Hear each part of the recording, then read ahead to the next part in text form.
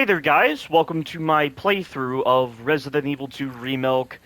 So I mentioned before in the community post that I would be doing playthroughs of Resident Evil 2 Remilk and 3 Remilk, just to re-experience how underwhelming they are as remilks, especially after Resident Evil 4 Remilk turned out to be the biggest disappointment in gaming history and the worst game I've ever played in my entire life because it's a pre-alpha, and then the DLC for Resident Evil 4 Remilk is even worse, with it being a pre-pre-alpha. Yeah, you get the main gist of it. But I decided to start with Resident Evil 2 Remilk. I've not played this game in years. I mean, that's not entirely true because during the time of Separate Ways Remilk, I did go back to this game and play through it a bit. But it wasn't exactly like a full playthrough, so I can't really call it an official full playthrough, meaning like I didn't officially play it properly. So I'm still going to stick to this being a playthrough that I'm doing after years. But I just thought I'd re-experience this. I figure this might actually help in my retrospective of Resident Evil 4 Remilk. To be honest, though, I could be doing my retrospective for Resident Evil 4 Remilk, but I should probably post something on my channel, especially after I did my blind playthrough of Marvel Spider-Man 2, and I really enjoyed that game. It is the greatest superhero game I've ever played, and I figured it'd be too soon to go to another Marvel Spider-Man playthrough, so I'll go back to Resident Evil for the time being. But with all that said, let's get started with this. Let's start with Claire. This is what I did in my first blind playthrough of Resident Evil 2 Remilk. I made my blind playthroughs private because the quality of them is not very good, because they were made when I was not very good at doing blind playthroughs and commentary. So I'm kind of doing these playthroughs as a substitute to those blind playthroughs of Resident Evil 2 Remilk and Resident Evil 3 Remilk. Let's go on hardcore. I'm turning off the music, by the way, because I do not like the soundtrack in this game. Look, man, I'm serious, okay? I saw this with my own eyes. Oh, I believe you, buddy. I've not watched the cutscenes in a very long time, but I know this is a big waste of time. There's no reason to show anything like this. From the bar, this woman started coming towards me. She was staggering, you know, so I figured she was drunk. Whoa. Okay, tell us, be honest now. There's literally no reason to have this kind of cutscene at all. It's not serving any purpose. Look, just listen, all right? She got close. See, the problem is, because I don't have the ability to record the original version of Resident Evil 2 and overlay any commentary and do a blind playthrough or a regular playthrough of those old games, it's going to be hard to really commentate on the story issues, the character issues, the voice acting, and the like. Okay, don't give in to fear out there. But I'll try my best. Yeah, well, you got that right. If you freeze up around these things, they'll sink their teeth in you. Come on. It's just getting good.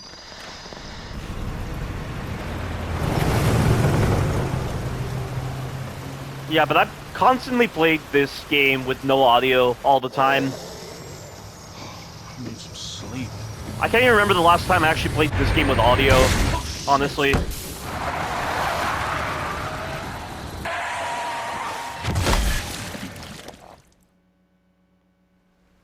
Because this game is so bare bones and underwhelming with its gameplay, you can easily get it done without audio. I still don't even know if I should call it a game, because of how much it just feels very bare bones and so basic, but it feels more like it compared to Resident Evil 4 Remilk, which just mimicked the whole idea of a game, when in actuality it was just a pre-alpha.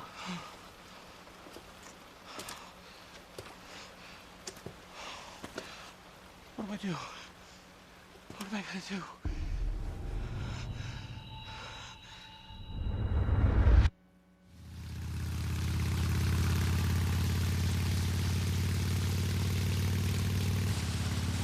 Yeah, I'm almost there. You know me, I'll be fine. Sounds good. I'll be back as soon as I find Chris. Yeah, the characters' demeanors are very strange in this game. Like, they're so casual about everything. I mean, like, just the way Claire's voice sounded, it just feels so different to how she's portrayed in the games normally. You can tell this actress doesn't really have a lot of familiarity with the character, with the way her voice sounds. Why does everyone think I'm gonna get in trouble? That's another dumb quote. It's a really cheesy quote. What the?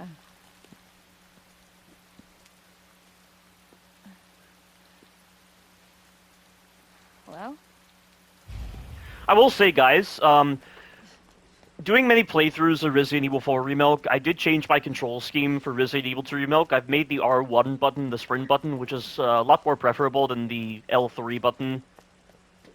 I've never liked any game where you use the thumbsticks to sprint. There's a police officer here, yeah. Dingo red cigarettes. Yeah, I never did examine these signs in my blind playthrough. Hello? Anybody here? You can see the herb ice cream, so they try to bring an homage to their green Hello? herbs by expressing it through the ice cream. Seems odd that there's just a random flashlight here. Are you okay? Wait here. I'll check it out. I'm just surprised that he would just point it out rather than using the payphone. And also, the infection rate is very confusing in this game because, like, we know the T-virus, the infection rate is very sporadic in the game. It's like, how did Jill survive being infected by the T-virus? Like, she was infected by the T-virus for a long time. It went on to the next day, and she was still human somehow when she was infected by Nemesis. It's really confusing in that way, but this guy turns almost immediately after this little interaction. But it's like he somehow knows Claire has a gun, and he doesn't, like, point her out towards the payphone, or Claire doesn't think to go for the payphone to call the cops. Seems odd that way. Hold still! Excuse me, is everything okay? Stay back, ma'am. I got this. You really want to ask that? Get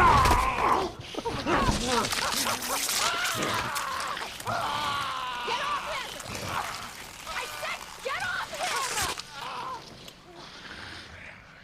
That's not really what any normal human being would say, I would say, if they saw someone munching on someone. So you grab this, and then you wait for this guy to go to the right.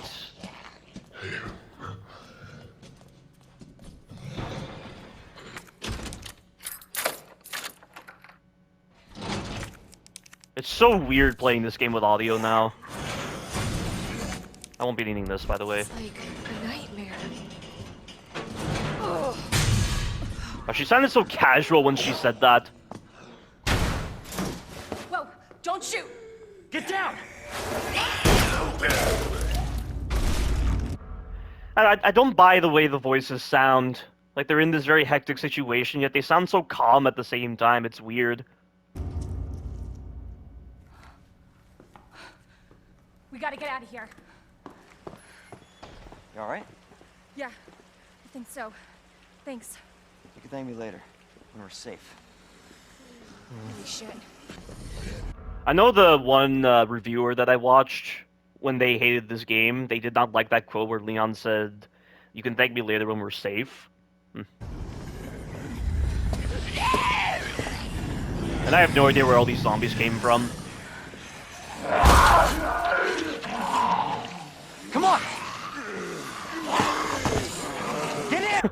Look at him just, like, ducking out of the way. It's so annoying when the cutscenes are not representative of the character's capabilities in the actual gameplay. It's like in Resident Evil 4 Remilk. Like, Leon in Resident Evil 4 Remilk is the most incompetent character ever in the entire Resident Evil series to play as, yet he's doing all these, like, dodging motions and using enemies to block projectiles, like in that Chapter 9 cutscene. And he's rolling out of the way of attacks when you can't roll at all. And he's so incompetent that he has to use his knife all the time to parry attacks, rather than actually using the enemy's weapons. So odd. And wow, she pushed him out of the way. Hold on.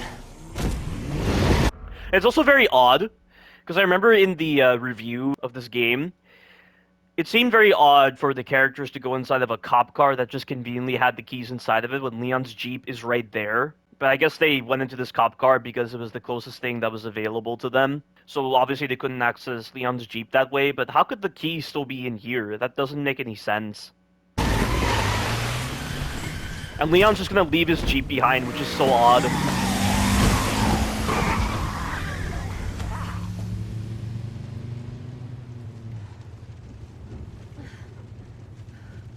the hell is going on? I don't know. Hopefully they'll have some answers at the police station. Wait, you're a cop? Yeah. Leon Kennedy. You are? Claire. Claire Redfield. Live around here? No. I'm looking for my brother. He's a cop too. Well, it's a good thing we found each other. I don't know what to expect anymore.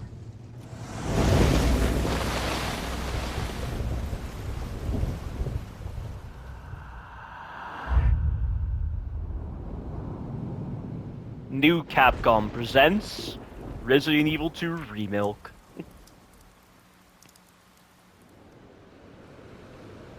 Wait, what? Ampo-san also directed this game as well? I thought it was just Kadoe-san. You're kidding me. I didn't realize that.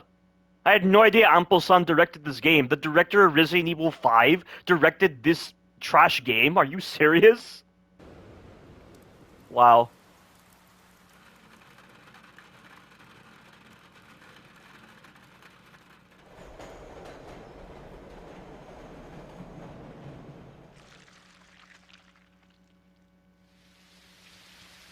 I question why they showcase this kind of intro. There's Hunk. I don't know, this doesn't feel like the right kind of intro. This feels more befitting for something like Resident Evil 7 and Village, but not for Resident Evil 2 Remilk. It feels odd. There's a little montage.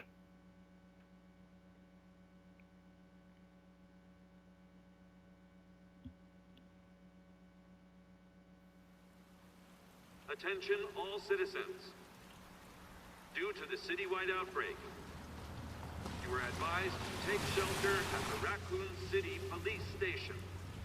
Free food and medical supplies will be provided to everyone in need. Oh my god, this is so unreal. Like, I do remember in that review, Leon and Claire getting into that cop car. I mean, it was all done in a way for Claire to get a gun, but in this game, Claire actually starts with a gun, and they have their objectives set at the start, where Claire's looking for Chris, Leon is looking for answers at the police station. Police station's not much farther. They'll know something. Yeah, but what if we're the only ones? What if there's no No, survivors? there's survivors. It's a big city. There has to be.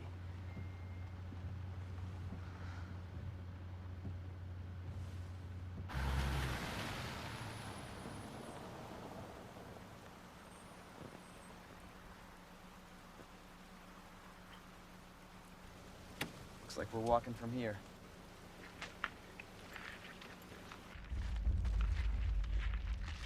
You sure that's wise? More like running. Yeah, good call. Leon, you gotta back up.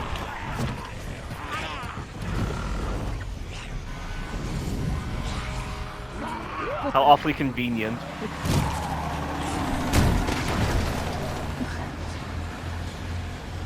Holy shit. There, get out. Get out now! I can't! Hold on!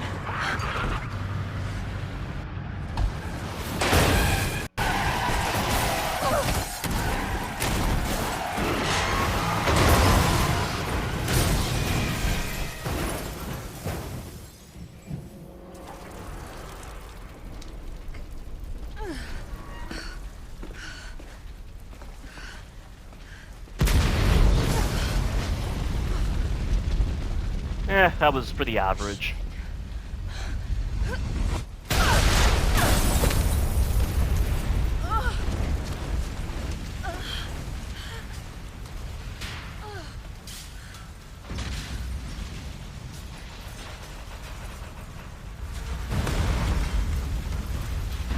Claire!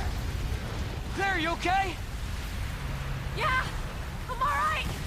How about you? I can't stay here! It's not safe! Oh shit. Go on ahead! I'll meet you at the station! Good thing she knows where it is, somehow. Can't stop. Gotta keep moving. It's like the end of the world. I hope the muscle memory will save me here when I go through this. The police station. Almost there. It seems interesting how, in Resident Evil 2 Remilk, they have this whole idea of a stealth system. Like, the zombies have definitive grunts that they do when they spot you, but then they removed this in Resident Evil 3 Remilk for some reason. Rather odd. There is stealth in this game. You can walk behind zombies, and as long as you're not in their line of sight, they won't see you. Anybody here? Here's the ink ribbon, first aid spray. I'm just gonna put my gun away because there's no need. Using the guns is a waste of time, and even the developers agree because they said this game was designed for knife only, which it is. Let's see this real quick. I have not watched these cutscenes in a long time. Come on, Chris. Where are you?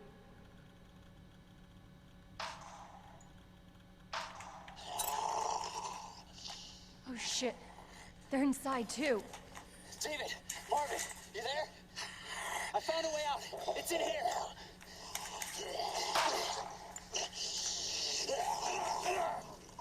What is he doing? Send reinforcements. East hallway. He's just standing there shooting him. I don't get it. I should help this guy. I can remember the passwords here, so it's that one. Too bad I don't have a knife, so I can move a bit faster. Great. Yeah, she's so casual, and she's saying all these kind of sassy remarks, like, great. It's just so odd, you know? Yeah, I do agree with the reviewer that the Story of the A scenario is just such a time waster. Or, like, the first scenario, rather.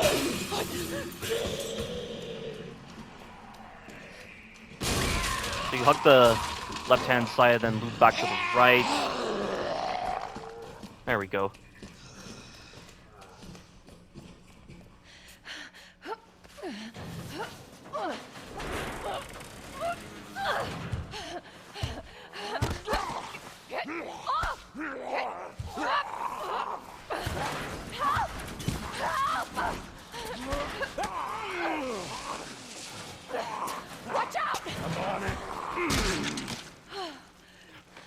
So odd that she's saying, watch out. Obviously he's gonna see that, you have to say, watch out. For now. Marvin Branagh. Thanks. Obviously someone taught you well. Yeah. What? Where'd you get that idea from? Obviously someone taught you well. What's that in relation to? What, she just crawled out and you're like, obviously someone taught you well? I know how to take care of myself. Come on. I don't really understand that kind of deduction Marvin made. That doesn't make sense.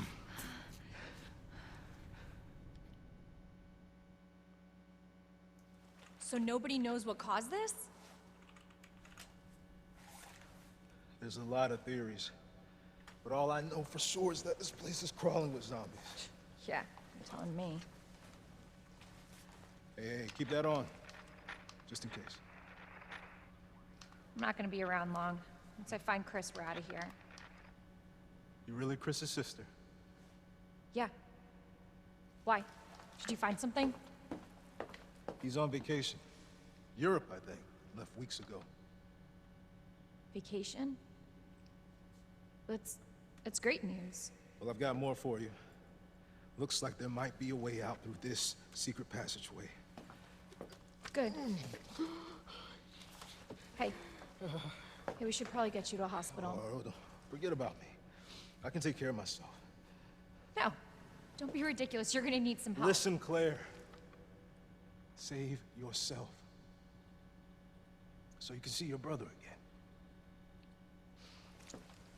Now, you'll probably need this. No, I'm not taking that. You're gonna... Shh. And be careful. If you see one of those things, no matter who they were, you can't hesitate. Take them out if you can. Or you run.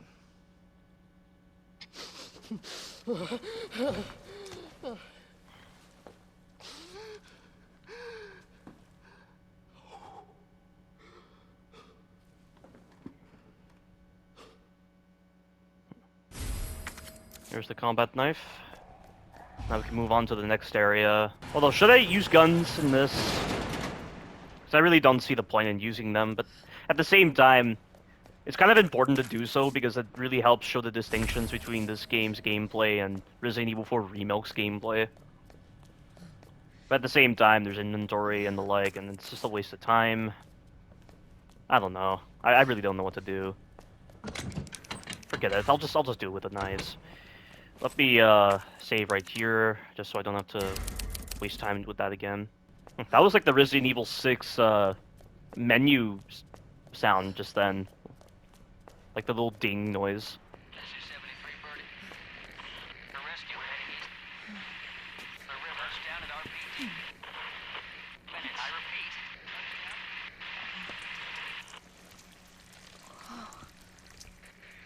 Oh, God. Oh, God. Oh. I gotta say, there are definitely parts of this game that look a lot better than Resident Evil 4 Remilk. That's what I'll say. Like, I do have to admit, the graphics on this game are pretty impressive, but graphics don't make the game at all. We believe this was simply a case of someone snapping under intense stress. I don't understand. Like, they know about the outbreak, right? They've clearly seen individuals biting others, right? And you're saying that one of the refugees attacked us in the middle of the night, resulting in the death of one officer and injuring 3 others. I don't understand. Why would you assume this is simply the case of someone snapping under intense stress? Unless that wasn't a zombie? I don't know. Like, but this just seems kind of pointless to include, because what meaning does it serve for the story, for what happened here, like, lore-wise? Just someone snapping under stress?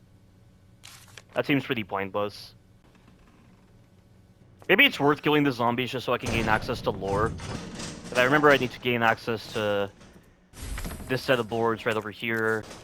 He breaks through, but that doesn't matter because the enemies will despawn later on.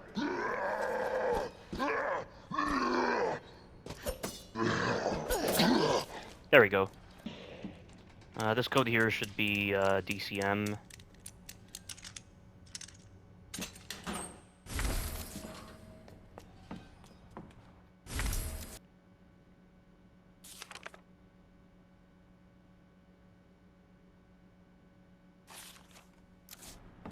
They phrase these files in some very strange ways.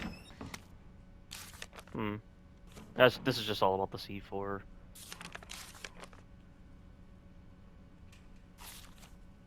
This is nothing as well.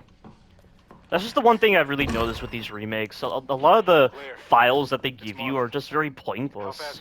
A lot of the files just don't really say anything. It's just some guy rambling, or they show information that I'm on my way. is so obvious, and it's just, it doesn't need any file whatsoever. They don't really go into a lot of depth with a lot of the lore at all, and when they do, it's usually very confusing.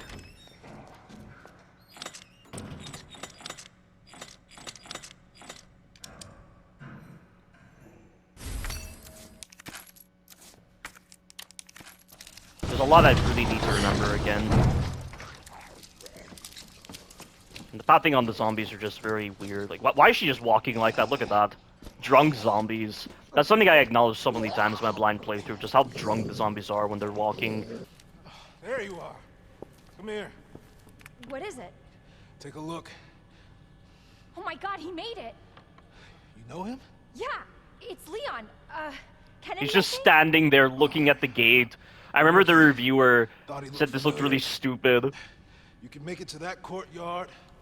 The second floor, east side. Okay. Thanks, Marvin. I'm on it. Yeah, I'll use the guns, why not? I mean, using the guns makes you a noob, honestly, because there's no reason to use them in this game. Because of how bare bones this entire game is. But I have to use it, I'm gonna gain access to lore. Door up that window. And I don't know if the zombie is in this hallway right now. No, she's still back in that room. Okay. But I know she'll despawn once I gain access to the bolt cutters. But you gotta board these windows up to make sure the path is clear.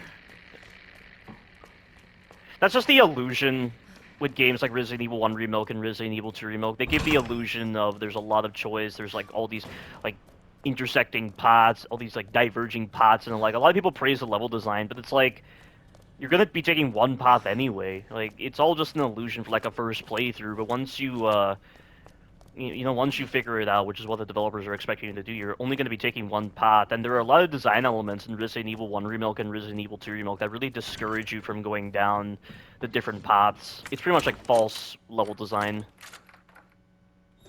I really need to do a playthrough of Resident Evil 1 Remilk to really get the points across. And this is one of the stupidest cutscenes in the game by far. Hey! Claire?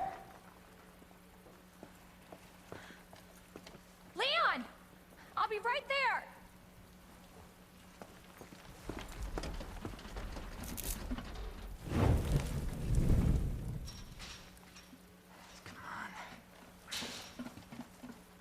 And they're gonna start flirting with each other. Like, look at We really this. gotta stop meeting like this.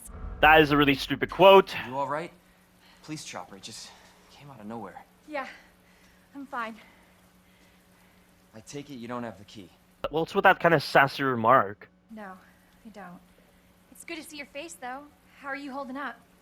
And just the way it sounded when Claire said, "It's good to see your face," though, it really comes across like it's flirtatious for some reason. Hey, I'm hanging in there. Hell of a night, huh? Yeah. You find your brother? This is not how people talk in the middle of an outbreak. This is so odd. I don't really understand why they're behaving like this. I can't help but feel like this entire cutscene is just fan service at its finest, because so many people wanted Leon and Claire to be married and just completely ruin their friendship with each other, just make it so cliched like that. And this is the developer's way of addressing those fans, just so they have more attention given to this game. This is such a poor character portrayal. And the original version of Resident Evil 2 may have really bad voice acting, but these kind of moments where Leon and Claire meet up, there's a level of seriousness with them. They don't try to be all fan servicey and the like. They establish that there's no reason for them to stay here. They need to leave, right? But then they only meet up this one time, and then later on they talk with each other on that lab monitor, and then they meet up on the train, and it's like they barely feature with each other in this game, and I don't understand why. It's so odd that they have such limited contact in this game. I did actually. He's...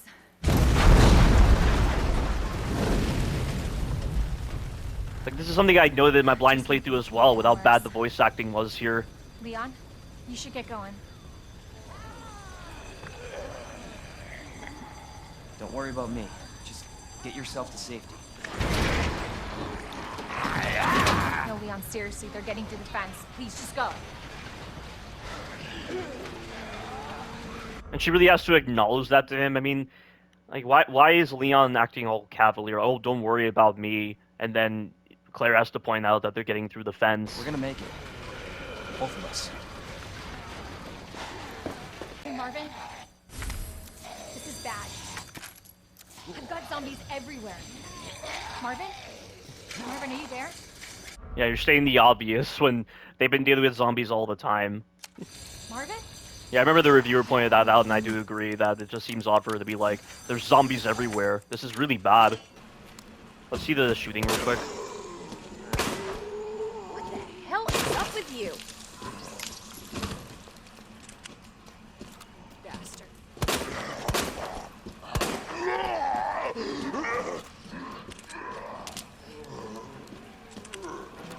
Son of a bitch.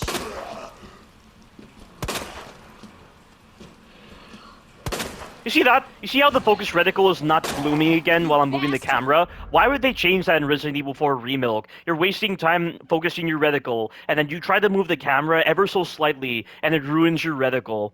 The focus reticle system has no place in Resident Evil 4 Remilk. It's just there because Resident Evil 2 Remilk and 3 Remilk had it. It doesn't complement the actual fast-paced gameplay that they set up for Resident Evil 4 Remilk. Like, Resident Evil 4 Remilk, as I already acknowledged, is Resident Evil 1 and 2 mentalities clashing with Resident Evil 4 mentalities.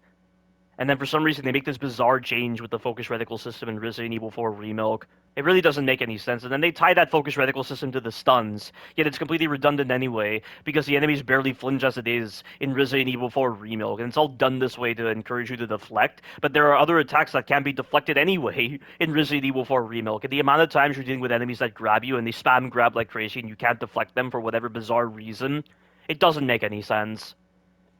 And obviously, like, the whole system where the enemies barely flinch from your shots, it just doesn't make any sense, and it doesn't really complement the whole idea of, like, precise aiming and the like. I mean, these enemies are slow, so there's kind of a justification for that, but it still looks really stupid either way. But there's no justification for the enemies not flinching in Resident Evil 4 Remilk, and with how little they flinch, especially when it's a fast-paced pre-alpha, where every decision matters when it comes to your shots. Like, every shot counts, like, every quick decision you make has to matter, and then they don't flinch, and you get all these really awkward moments with the gameplay, and it forces you to rely upon exploits all the time, or just like staying so far away from enemies. And then with how bizarre the stun systems are designed, where I'm having to constantly bait enemies into running in order to stun them, because the only time the enemies ever flinch in Resident Evil 4 Remilk is when they're sprinting. But because of the enemy's tendencies to just sprint for a little bit and stop for no reason, and it's just really bizarre behavior, the stun systems really become tedious and just very awkward and clumsy. And it all feels like it complements the merchant system, because they want you to mindlessly upgrade at the merchant system and just slot into your damage upgrades just to deal with the enemies, because that's just how brain dead and mindless Resident Evil 4 Remilk can be. And I can definitely see where a lot of that mindless play came from with Resident Evil 2 Remilk. But it's worse in Resident Evil 4 Remilk. Bastard. That one's down, but he could still be alive. You gotta wait a little bit before he actually respawns. And he's done. Son of a bitch. Oh, where the hell did you come from?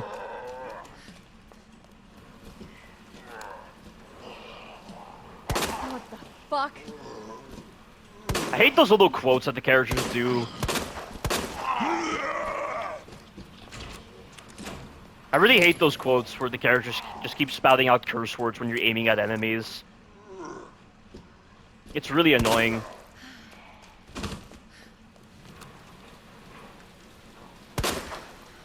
He's done.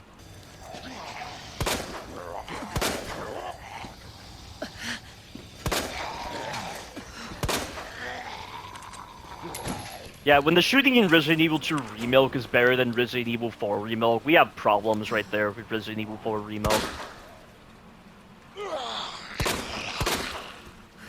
There we go, he's done. It's also really stupid how, in Resident Evil 4 Remilk, when the enemies grab you, they do instant damage, yet this is not the case in Resident Evil 2 Remilk, so there's at least justification for the defense item system in Resident Evil 2 Remilk. But for some reason, that's not the case in Resident Evil 4 Remilk.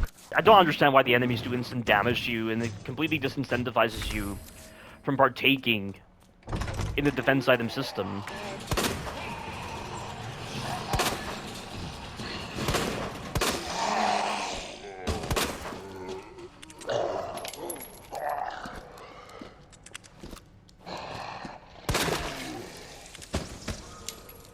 I believe these enemies have, yeah, they have less health.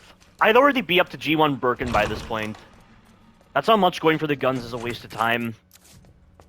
It's just really tedious. Like, when you design your experience around knife only, it disincentivizes you from going for the weaponry, and you really start to notice how much of a time waster it is trying to indulge in, you know, like, the loot system of just scrounging for resources. And then with this inventory system, with how little the space is, it only contributes to the knife-only mentality. That's just one of the examples of the developers shooting themselves in the foot like that, where they just kill a lot of reason for these kind of designs to exist. Because when your inventory is this small for no reason, it forces you to not try to pick up loot and just go for knife-only all the time. And every time you're picking up loot, you have to run back to the item box and put all the excess supplies inside, and it just wastes a lot of time. It's really backwards thinking like that. Also, for some reason in this game, Claire and Leon have different knife animations when they're knifing. Like, Claire knifes upward, but Leon doesn't. He knifes horizontally. And this can be problematic when dealing with G3 Birkin, because there's one eyeball on his back that is a lot less annoying to knife when you're playing as Claire. Yet it's way more annoying when you're playing as Leon. For no reason. It's really dumb. Yeah, portable safes. I can't remember the last time I used the portable safes. So stupid. And I can't believe people actually use this. Like, New Capcom considered the portable safes amazing, but like, I barely use them. I've never used them up until now. Yet again, another time waster. Like, there's so many time-wasting designs put into Resident Evil 2 Remilk. Alright, I don't have the valve.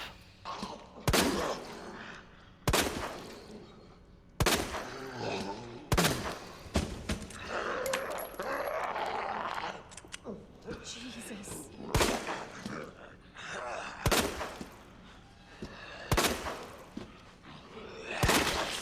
Look at the pathing, it's so bizarre.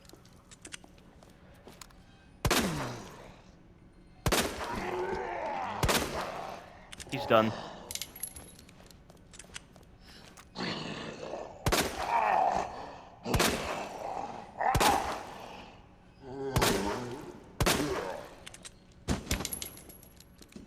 Yeah, it's pretty boring gameplay with the way you just shoot zombies like this.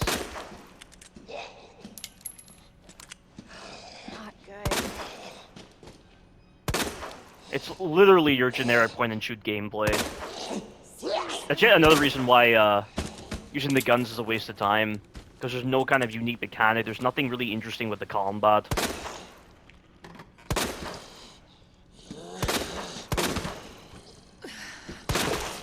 There we go. I've not gone inside this locker room in a long time. That's how little a lot of the designs mean in this game.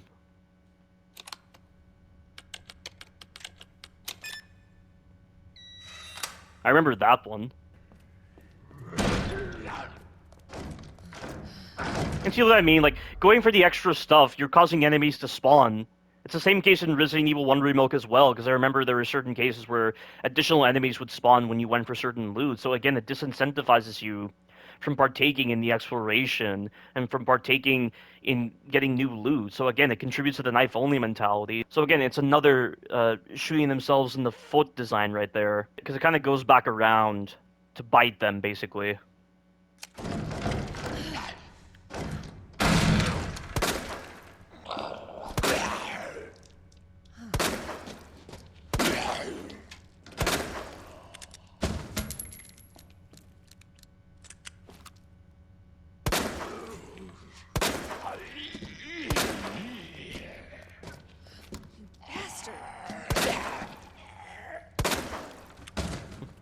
I'll brag about it, Claire, because it's that important to hear.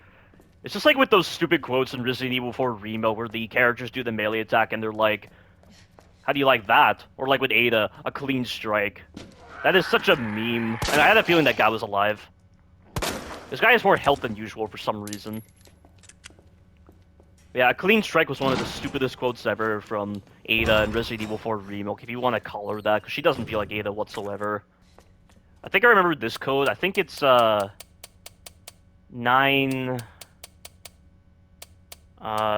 15 7? No, hang on. It was 9 15. Yeah, I was right.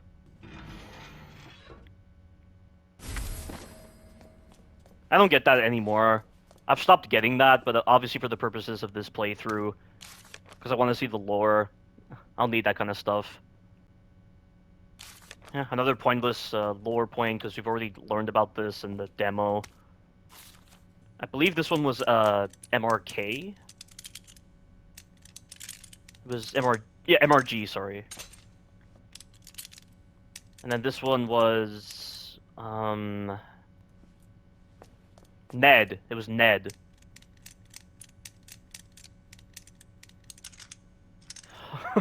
I can't believe I still have that retained in my memory. That seems awfully convenient that the part for that corresponds to the SLS. Very bizarre.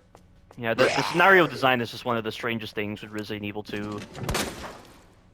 Just the way the loot changes, but... There are very clearly signs that Resident Evil 2 Remilk was not supposed to be a scenario designed game. It was meant to have 2 campaigns. Seriously? And the designs are so obvious, but you just have to wonder why New Capcom decided to favor this out of the blue. It's like this was a last-minute decision. And it's not like the scenarios are any different. Like, Claire 1 is the same as Claire 2, but their paths are just slightly different at the start. And the fact that Mr. X appears earlier on, and some other slight changes, but it's still, like, the same general gameplay as Claire 1, and then it's the same with Leon 1 and Leon 2. By this point, that probably would have already been out of the RPD, honestly. Huh? This guy gets up. I didn't know this guy gets up when you go here. Because I'd never go down this path. It's pretty pointless. I guess what I'll do is just load that previous save and just do all that again. Now that I've actually seen the lore, that's actually important. Or not really important, because a lot of the lore we've just seen so far is just people rambling about stuff. But this is what I'd normally do.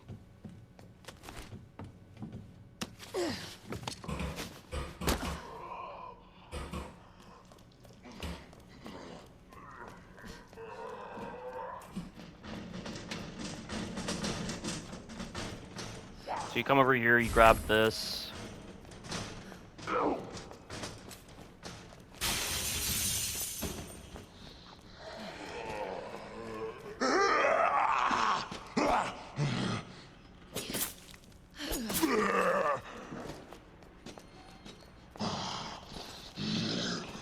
It's also really dumb how the characters get slowed when they have their flashlight out, because they take longer to pull out their sub-weapon for some reason when they have their flashlight out.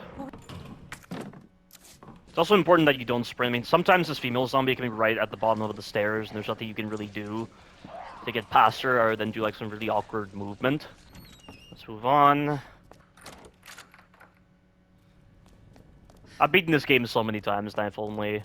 Like, if you were to remove all the guns and the ammunition, nothing would change. That's how hollow this entire gameplay experience is. And I can't believe I used to be a proponent for knife only. I was so stupid back then. Just like every other moron who likes to embrace stupid runs and restrictive runs and all the runs that are so far below the baseline quality of the game. And then I just wisened up. I actually saw the underlying issues that occur when you design a gameplay experience around such a hollow restriction, and it really impacts the overall game quality. But a lot of people just don't really grasp that, unfortunately.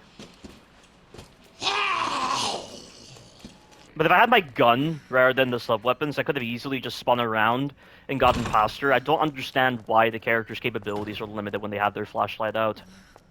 It's something they fixed in Resident Evil 4 Remilk, but it's a pretty insignificant change because of how bad that entire pre-alpha is. And how much it's a disgrace to Resident Evil 4, how much it's literally a rushed product, rushed out the door by money-hungry executives. And since they're making Resident Evil 5 Remilk, it's gonna be awful. I know it is. And what do you bet Sheva's gonna be worse in Resident Evil 5 Remilk?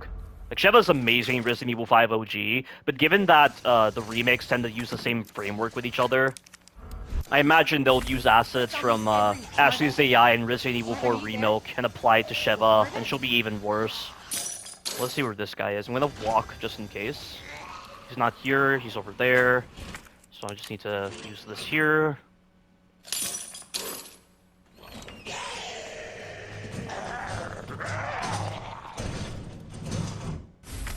Do you see how much more efficient my route is when I'm not going for the guns? Like, you see how much I'm able to, you know, manage my inventory when I'm not going for the guns. I mean, this is just the problem I have with Resident Evil 1 Remilk and Resident Evil 2 Remilk, as I've already explained. The designs they favor with the inventory system and with the overall game design just kind of loop around and just damage the overall quality of the gameplay. And they kind of limit any reason to partake in a lot of the other designs.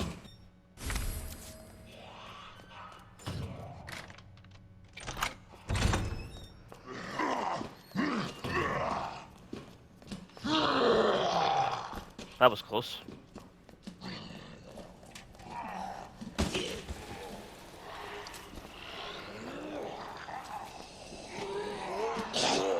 So I said you don't clip on enemies that are just on the ground. I believe in Resident Evil 4 Remilk that was the case. I'll have to remember that.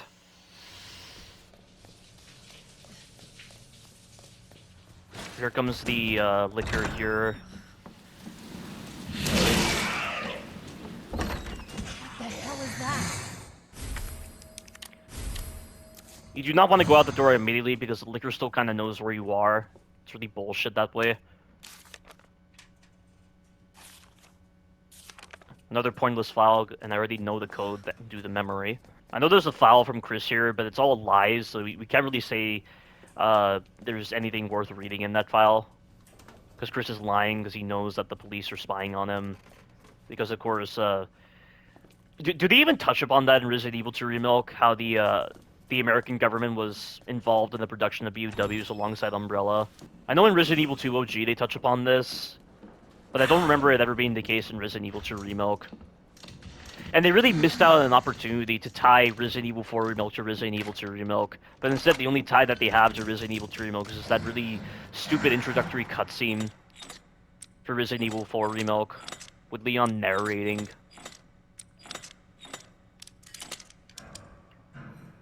And that's something I need to acknowledge in my retrospective, the difference between that intro in Resident Evil 4 OG and the intro of Resident Evil 4 Remilk, because you can really see the change in direction with the storytelling.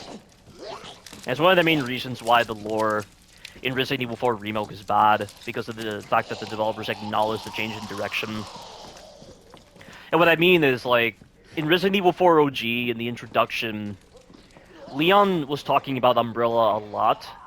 He talked a lot about the history in Resident Evil 2, and also the collapse of Umbrella from Resident Evil Umbrella Chronicles, even though Umbrella Chronicles released after Resident Evil 4. Whereas in Resident Evil 4 Remilk, Leon doesn't mention Umbrella, he talks a lot about himself. And that's when you understand that they tried to go for a more personalized story for Leon, and that's why the lore is awful, because if they're going to focus on a more personal story for Leon, it means they're able to get away with compromising their own lore. But it ultimately fails in the end, because Leon has done so poorly as a character in Resident Evil 4 Remilk. But this part right here, you gotta lure her inside of here, and when you go through 2 doors, you will stop zombies from busting through doors. So you do that. But I'm supposed to go up, but let me just deposit this medallion real quick. I don't do this in my regular playthroughs. At Resident Evil 2 Remilk, I always go up to the detonator room, because I know that zombies not gonna bust through the door when they go through 2 doors. But you saw how quickly Claire was able to pull out her knife because she doesn't have her flashlight on. It's so odd. And the Resident Evil 4 Remilk equivalent to what I'm doing to go up the stairs faster is to use the crouch and just sprint from a crouch.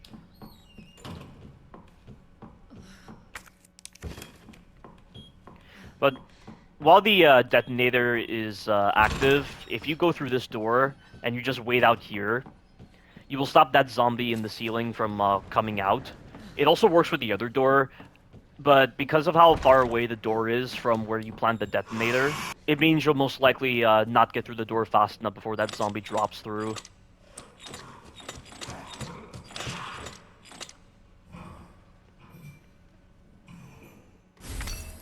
So if you hug the left-hand side, you should be able to get past this liquor. There we go. So I guess I failed just then. He came out the door. Very odd. I mean, I thought that would actually stop him, but I guess I wasn't far enough away or something.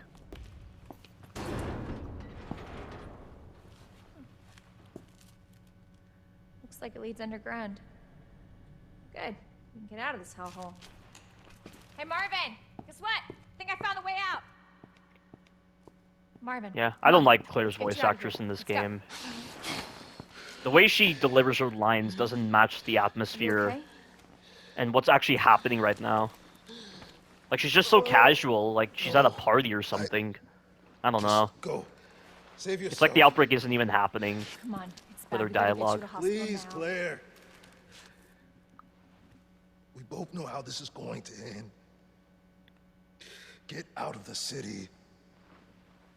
I can't just leave you here. Claire, please, go. Do this for me.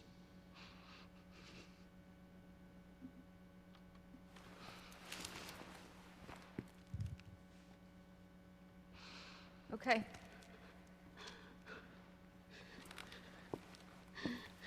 Hey, Marvin.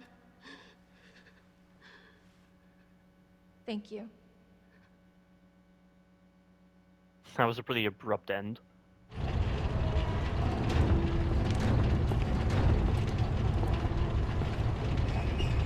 Yeah, a lot of the cutscenes are very pointless. Like, nothing was really achieved from that. You know, now that I think about it, it is very odd that Claire doesn't really voice what this place is. She just kind of goes along with it. And now we're gonna fight G1 Birkin in a really, dumb encounter. Hello? Hello? Won't budge. Rather odd how Leon is able to move that, but Claire can't. Hello? Hey. It's okay. Won't hurt you, I promise. Do you need help? Here, you can take my hand.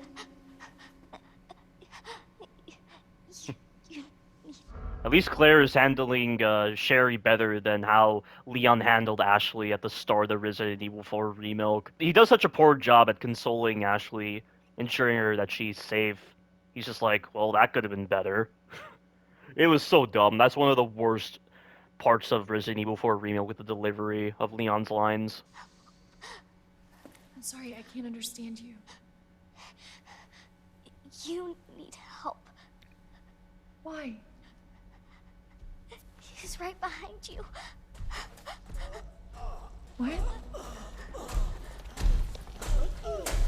Oh my god.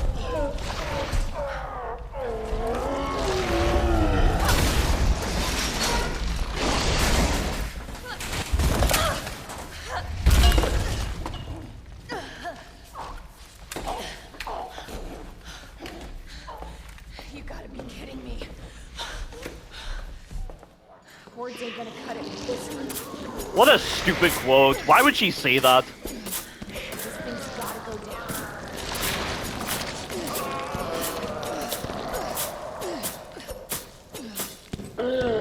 down. Saw that coming.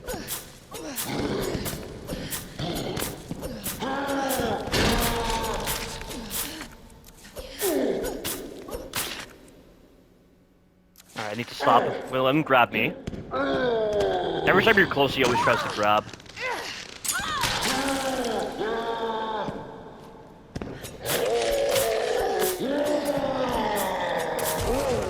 And he's done. I believe on the remastered version, your knife does more damage because of the high frame rate mode. Like, he doesn't go down that fast, Oh crap. in the, PS4 version. I mean, it's only slightly faster than the PS4 version, but yeah, that's a really stupid encounter. And again, you can tell they designed it for knife only because it's more efficient doing that Hey. than it is using your grenade launcher or your Little pistol. girl. It's safe now. It's over.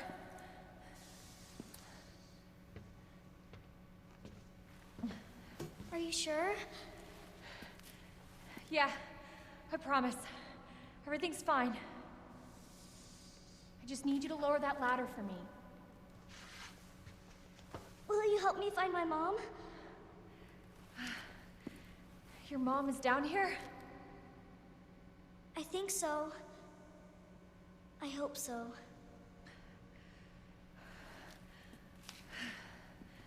Yeah. Of course. I'll help you.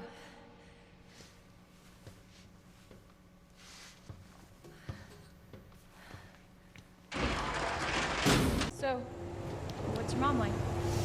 She works at Umbrella. She's making an important medicine. Umbrella? That big pharmaceutical company? My mom's always at work. I don't get to see her much. Well, hopefully you'll get to see her again soon. So, where's your dad? He, works with my mom, but he's gone. Wow. Both of my parents are gone, and it's just me and my brother. Oh, I'm sorry. Don't be. It means we've got something in common, and that's a good thing, right? So I will admit there are some moments where I'm okay with the delivery of the lines between Claire and Sherry, compared to the original version of Resident Evil 2. Here. Come on. Over there! That is so odd for her to just say over there out of the blue. After that really calm conversation. You could definitely tell there are certain moments where the actors were just recording in separate areas when they were designing the lines for this game. So that really sounds weird. It's closed. Damn it. We need a key card. So I remember the reviewer that I watched hated this scene as well, because it really makes Claire feel very useless, and it's kind of like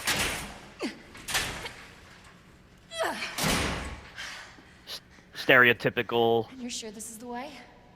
This is how my mom towards a took me female last time. character. Sherry? I've been looking everywhere for you, Sherry. And it's not really established why Chief Irons is looking for Sherry, whereas in Resident Evil 2 OG, Chief Irons was more worried about himself and the fact that you know, he's lost his power over the city as the chief of police. And they just changed the role that he had for some reason. In the middle of this mess. On the ground, hands behind your head. You can't be serious. On the ground, now. Sherry, tie her hands. Why are you doing this? Shut up. Tie her. Okay then. You tie her up now, or she dies.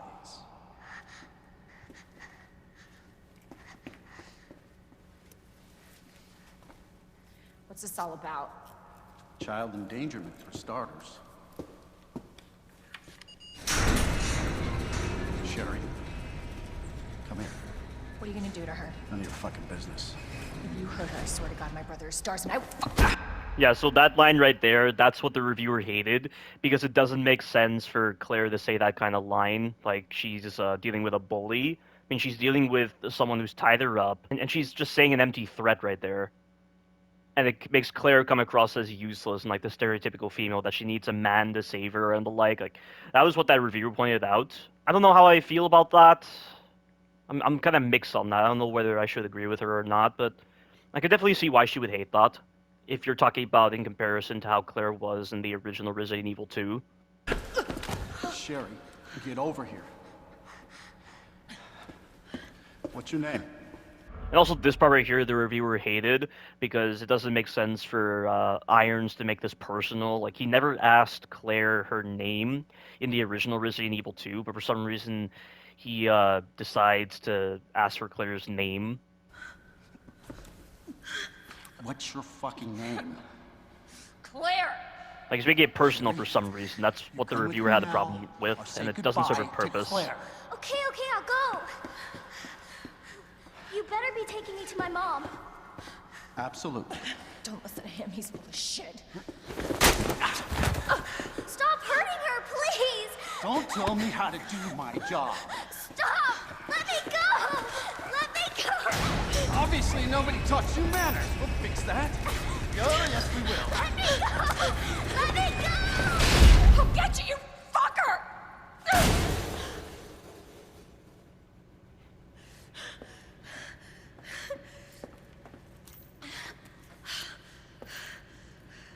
Stay safe, Sherry. Okay. Key card first. And then that asshole gets what's coming to him. So I imagine there's not going to be any interesting lore here, so I'll just skip this entire area. We'll just sneak past these liquors right over here.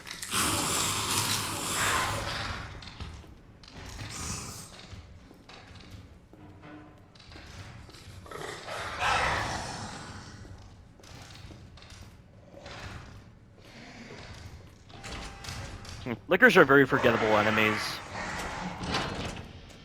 I remember, like, in one of my very first walkthroughs of Resident Evil 4, I totally forgot that the liquors were there.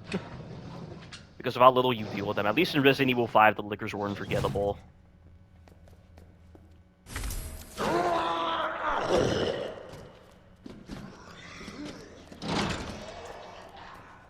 Now this part, the liquors are always going to be in the same spot, but you gotta lure this guy by making noise. And then go out the door. At least when I went through 2 doors, I stopped this zombie from breaking through. So he always sets up on the wall right next to the other liquor.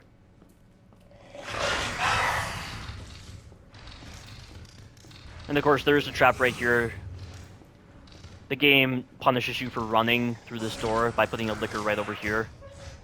So you gotta hug the right-hand side, because if you're on the left-hand side, for some reason, because his head is so close to you, he can actually hear you and he'll start fighting you. Really silly that way. Must be where that guy came from. And this is the only time you ever use the diamond key.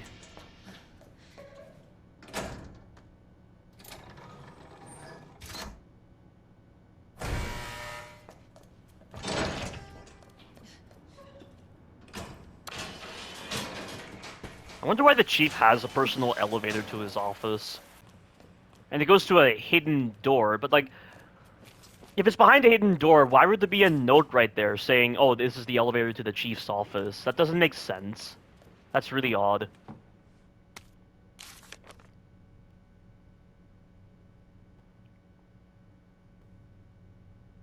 Wow, Birkin's an asshole. Was he like this? I remember in Resident Evil 0, he was taunting Marcus when he killed him. Everyone just curses in this game for some reason. It's really odd. Now, I don't remember the lore reason for why Umbrella wanted to take the G-Virus away from Birkin. I have to brush up on the lore by looking at the Resident Evil timeline made by the Resident Evil podcast team. But honestly, what happens with the story here is irrelevant because of the fact that the remakes are non-canon. I mean, I didn't really feel like the stories in Resident Evil 2 Remilk and 3 Remilk were that contradictory to the lore, but I could be wrong. I know Resident Evil 4 Remilk is a massive violation of the lore. Like, every part of the lore of Resident Evil 4 Remilk is just a massive violation of the lore, and it just confirms that the remake timelines are set in an alternate universe.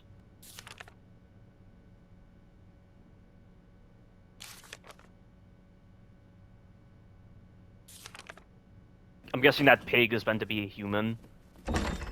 That's what I'm thinking, because I'm pretty sure that's supposed to be the mayor's daughter. And that's pointless.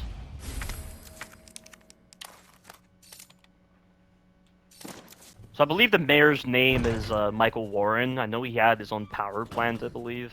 Like, he was a power plant engineer and he became the mayor. And I believe he was crooked as well. Let's put this away. So right here, you need to walk the entire time. Because there is a zombie that will hear your footsteps. You grab this gear. You go around this side. And then you rush through the door quickly before the zombie grabs you. Grab this. Grab that.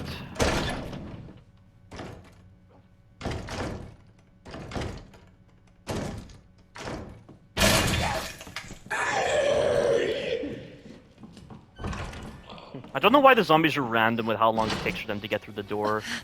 I wonder what the point of that is, exactly. But then you have these two zombies right here. Getting past them on Claire is simple, but getting past them on Leon is pretty annoying. And really, really like, clumsy and comedic. You hit this, and then you need to stand right here to influence the zombie's direction and the other one. You then go this way, circle around them because they have a lot of trouble turning. And that's that. Very simple. And again, no reason to use the guns. Very hollow gameplay. And again, New Capcom even said this game is designed for knife only, so they're confirming that they've really made it a hollow experience. Just to be on the safe side, I'm not going to Jesus, stay back! Run into him and bait out his attack using the sprint counter. I'm just going to circle around him. That being said, though, he will catch up to me rather quickly. Aside from that, getting him to do that is really reliable, because at least it'll slow him down for the time being, but I know that Mr. X has the ability to move incredibly fast in unloaded areas. But hopefully by going through multiple doors, it will throw off his tracking and he won't know where I am. Mr. X is a real pain in the ass in the second scenario.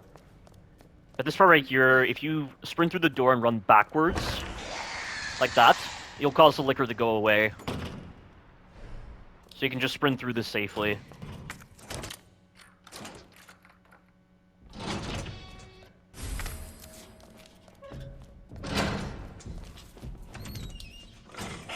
You have to walk through here because there are liquors. Then you can sprint through here.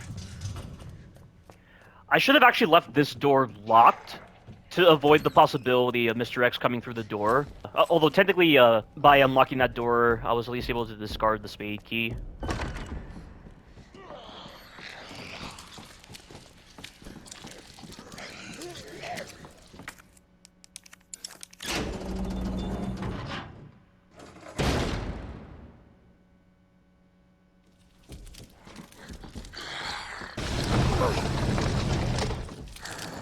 You gotta be kidding me. Where'd this guy come from? He was just sitting right there for some reason, and I screwed up. God damn it. That is very problematic.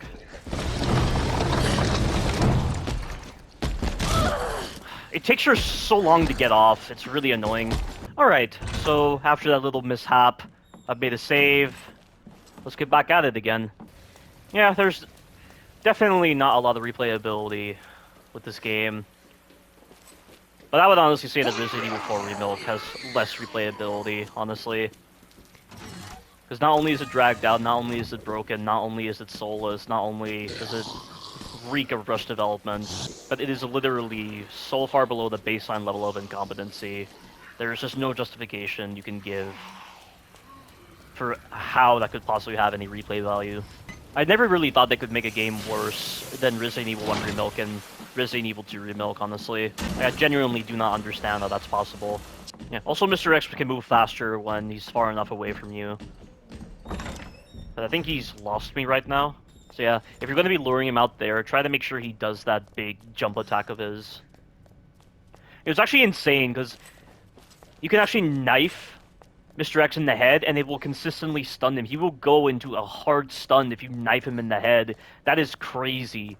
The stun systems are actually better than Resident Evil 4 Remilk. How the hell is that possible?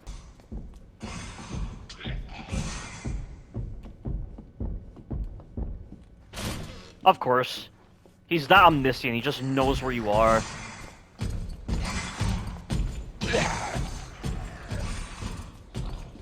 This is gonna get very ugly. I do not have much time, I've got to do this fast. Whatever. Let's get this done.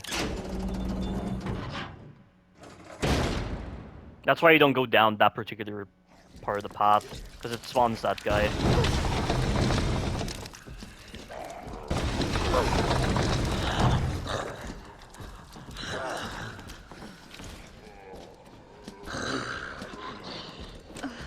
There we go, got very lucky. I'm pretty sure that zombie's the one that was in the ceiling. So I got very unlucky with that guy. Yeah, as you can see, there's really no story to this game, honestly. There's really nothing to elaborate on. It's actually crazy just how little story there is with this particular game. I feel like the story was fleshed out more in the original version compared to here. Like, there's just a lot of lore that just is so pointless and insubstantial that it's not worth reading, and the characters are barely saying anything about what's happening right now. Alright, so I gotta be careful here because Mr. X can be in this hallway. I can hear him right now.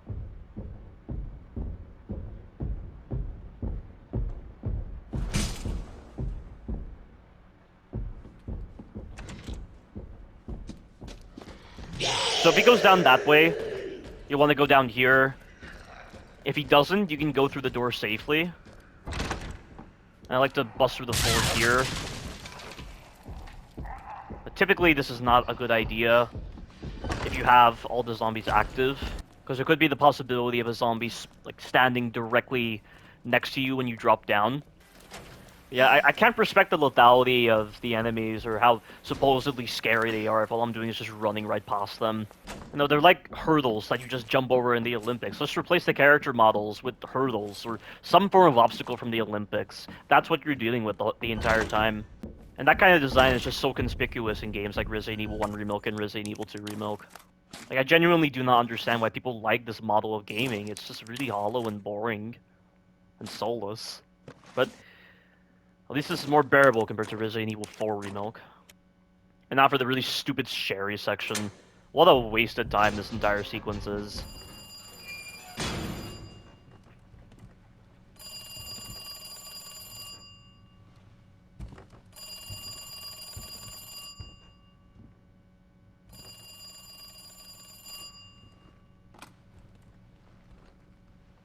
Hello? Good to see you again, Claire. We've got unfinished business. Where's that? In the neighborhood. You'll find it. Sherry all right? For now. I swear, you bastard, if you hurt her.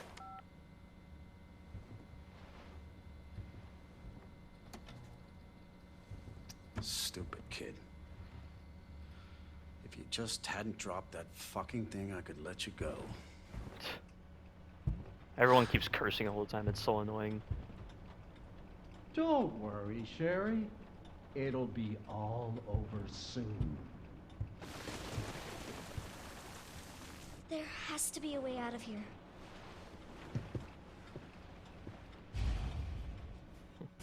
I've not been using the quick turn at all. I really should be.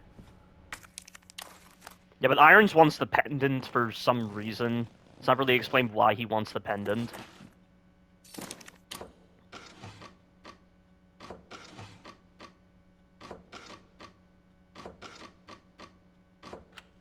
That's simple. Works every time.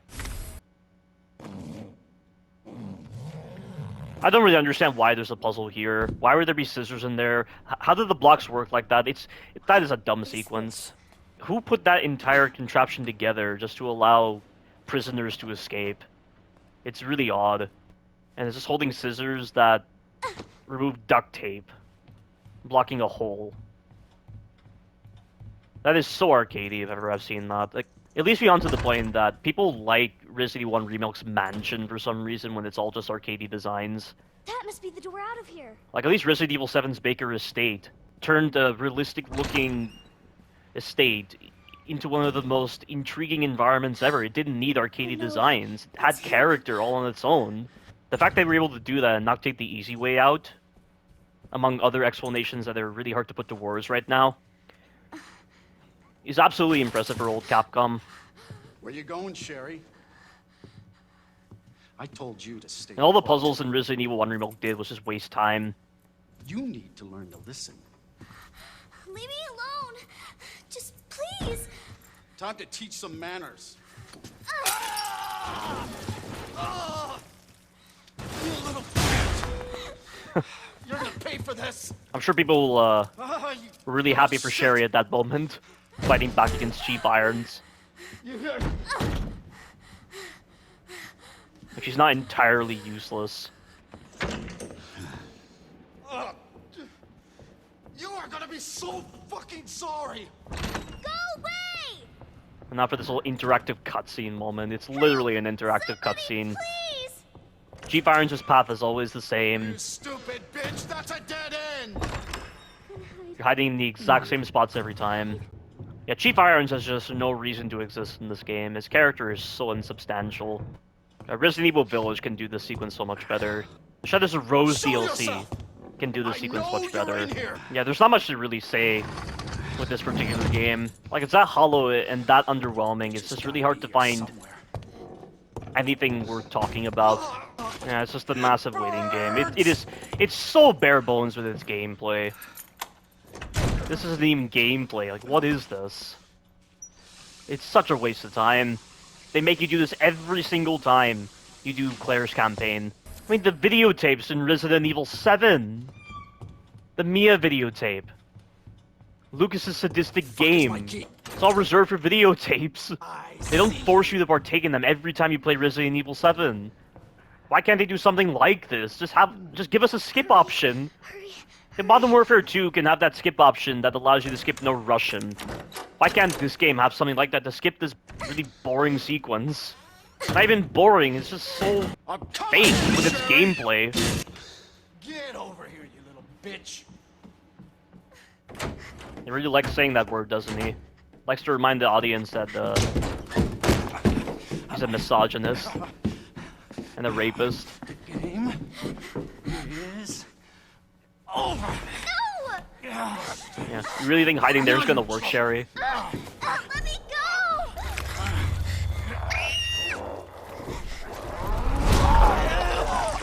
And he just comes out of nowhere, which is so odd.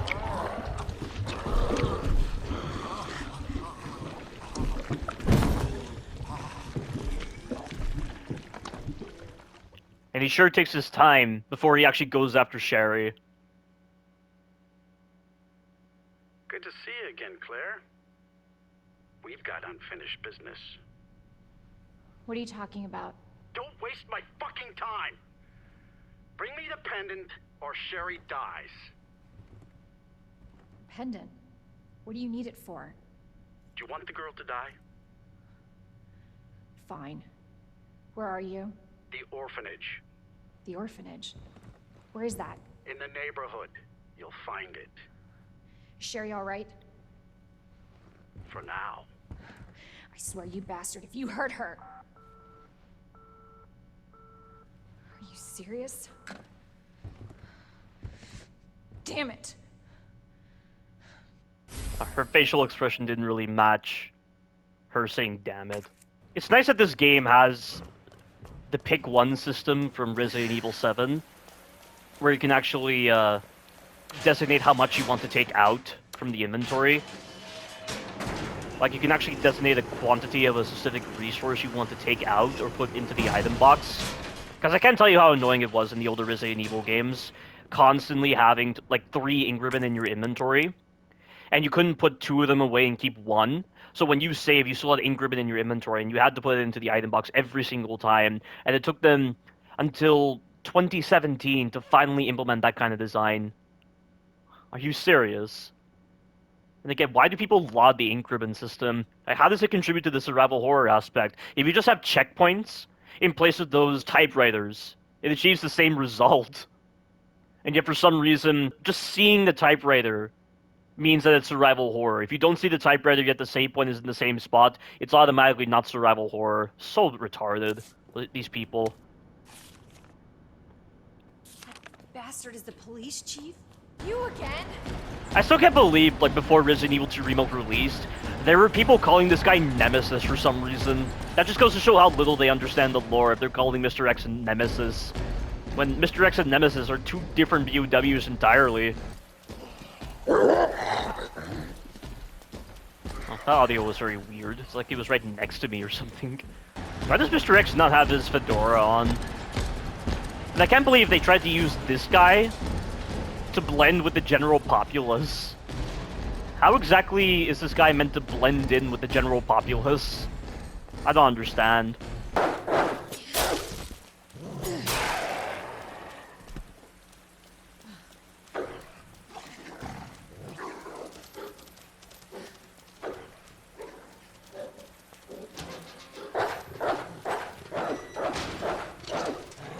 Can this one climb? Yeah, he's climbing.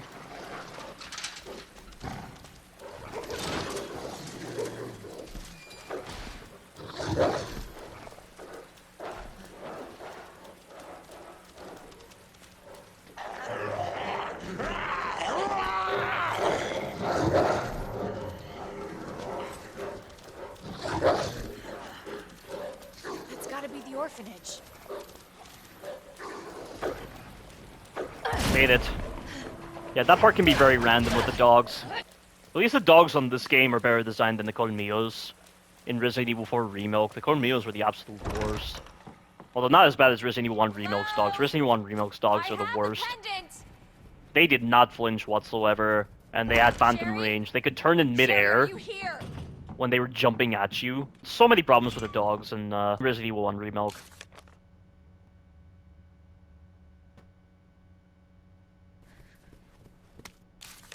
It's so odd how they use the name Oliver when Oliver was the name of a bully in Resident Evil 7 who bullied Lucas. Wonder why they used this name here.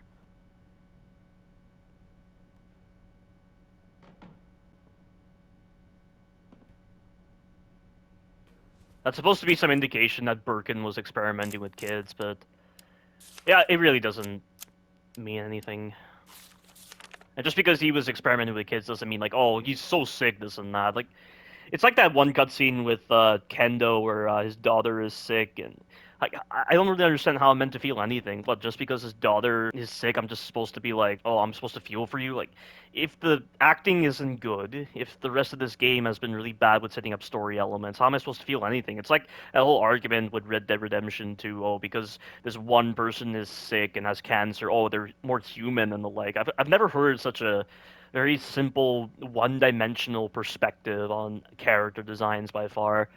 Just because a person's a child doesn't mean that oh, I'm supposed to feel something for them. I mean that's really stupid.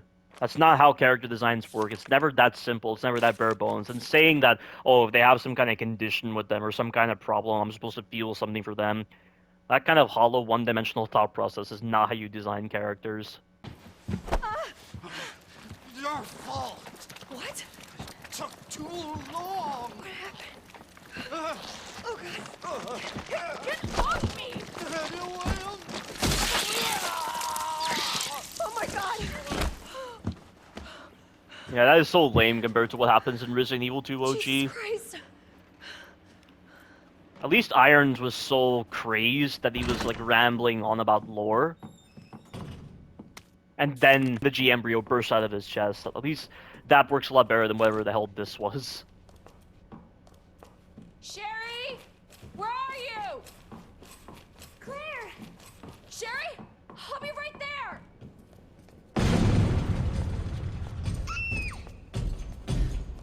Go, go, go! Claire! It's behind you! Don't stop! Hurry! Keep going. Sherry, come on. There's a weird bug that can occur, like, all those quotes they were saying can actually play after this cutscene if you skip it too quickly.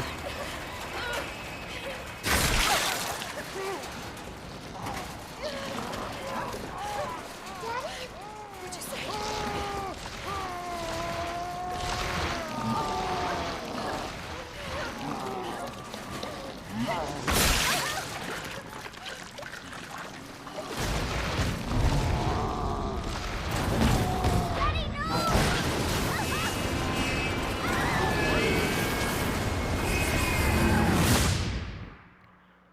So I know there are multiple Mr. X's deployed throughout the city, like multiple T-103 Tyrants. Can you hear me? Claire? I know that some of them were deployed to that treatment plant facility in Resident Evil 3 OG, and they were shot at with the railgun. I don't remember the reason why Umbrella did that. I'll have to look back at the lore on that. But that one that Birkin killed is not the only one. There is still the other one chasing Leon. Claire, It's just not explained very well He's going to get us. with the scenario designs that they favored. Wake up!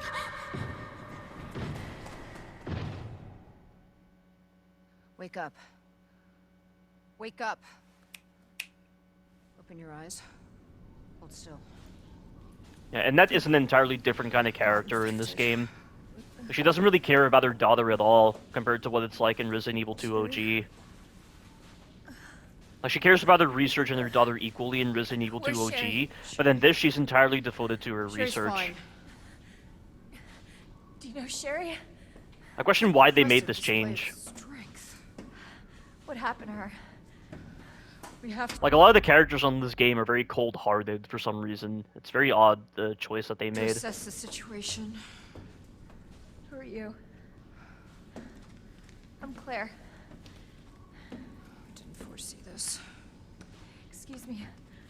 Where is she? Hello? Yeah, also, that reviewer I talked about said that Claire cares more about Sherry than her mom. And so Claire is continually asking where Sherry is at all times compared to her mom. And, you know, the developers wanted to relate to the player that, oh, Sherry's gonna be alright, Claire's here to save the day, and the like. And it came across as really cheesy in that reviewer's mind, and I think there's some validation to what she said. What? Oh, Annette. Tell me, what happened to William? I don't know. Who's that? The creature responsible for this. What? Can you help me find Sherry? Seems to be evolving much faster than expected. But it makes a lot of sense, like, as a human being, for Claire to care a lot about Sherry. I mean, she is a little girl, and she is her companion. So obviously there is that bit of contention with what that reviewer said, because it makes a lot of sense for Claire to care a lot about Sherry in this case. because she's in danger, and they've been trying to get out of the city together. But I guess in that reviewer's mind, the developers consistently framed the story scenarios in such a way that it's meant to convey, oh, Claire's just there to save the day, she's a hero, this and that. Where are you going? Look, I don't have time to play 20 questions. Everything's under control. I need to find Sherry. My daughter is not your concern. Like, she is voicing no concern for Sherry. And like in Resident Evil 2 OG, Annette sent Sherry to the police station to be safe. And so it came across as shocking to her that Claire was asking about Sherry because Sherry was in the sewers and when she wasn't supposed to be. She was supposed to be at the police station to be safe. But here, what's up with this? Like, why is Annette so uncaring about Sherry in this case? It's really odd. Sherry's I can definitely understand what that reviewer said.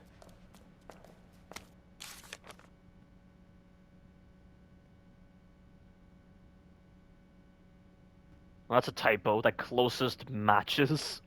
That closely matches its own. Sherry?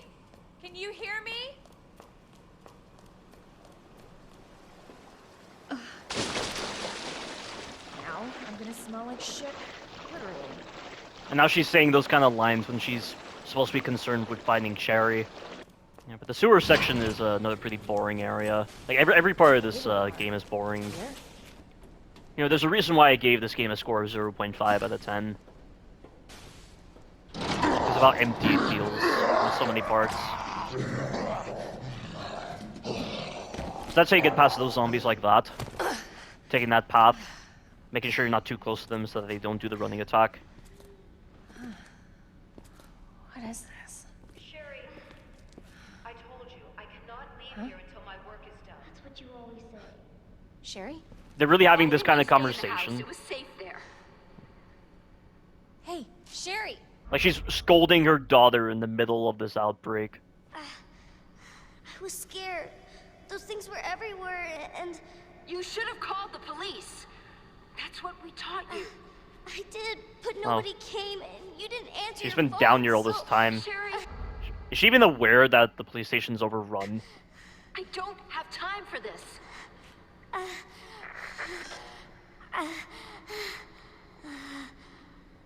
Oh no. Sherry!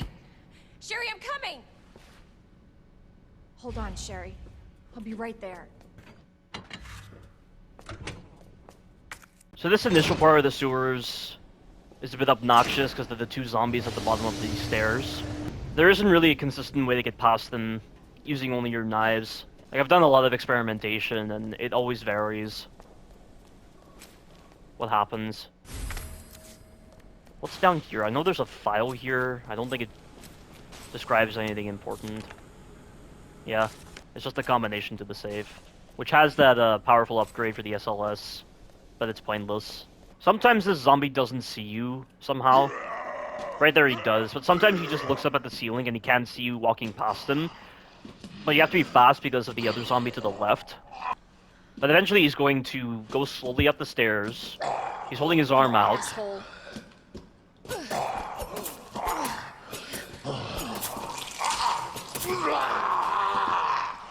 Wow, that was very fortunate. And unfortunately I sprinted, so I alerted that zombie.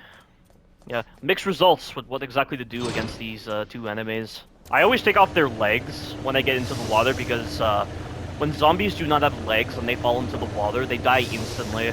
It's not like Resident Evil Revelations 2 where the enemies can actually survive in the water when they're just like crawling in the water. Same with Resident Evil 6, the enemies could do the same where they could crawl underwater and you couldn't shoot them, you had to stomp them. I need to wait for him to stand still, because if I go back through the door, he'll know where I am. Yeah, see what I mean? He just knows where I am as soon as I go through the door. There we go, that's one. They have a lot of trouble coming down here, though. I don't know why. It should be very simple for them to just mantle down here, but they struggle to do that. But he's dead, finally. Also, if you stand still and you don't move the left analog stick, you'll be able to lunge like this. And also if you don't move the right analog stick as well, and he's dead. But there's going to be a, I just realized, there's a zombie right there, but I need to be careful of him when I come back. A G-Adult's going to spawn from here. So, I need to be very fast right here. I need to be very careful right here. I gotta take this path nice and slowly. Just gotta get around this guy. Then I need to stay on the left-hand side to lure this guy to this side. So I can get past him like that. I'm gonna be able to lure all the zombies down here. So there's about 4 zombies on this part. So by luring all of them down here and then lifting up the walkway, I can trap them on this side and at least get a free knife in the process. You grab this, and they're trapped on that side. Simple. Yeah, like I said, so many designs that complement knife only. Why do you bother wasting time with the guns? That's what makes this game very hollow. I gotta keep reiterating on this point. But that zombie right there will get up when you come back from this hallway right over here. So you gotta move very slowly when you're coming back. Alright, so on the first scenario, getting past this area is pretty simple. On the second scenario, it's a bit more annoying. In fact, on the second scenario, I have to use iframes to my advantage to bypass a grab from a zombie.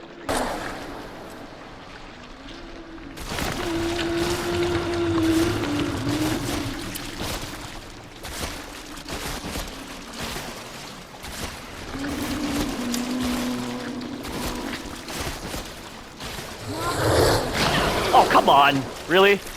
See, what I was trying to do right there is not make noise, because the second G embryo doesn't actually know where you are. And also what I should have done as well is position myself in such a way that I can angle the G adult away from me, so I can get around his arm.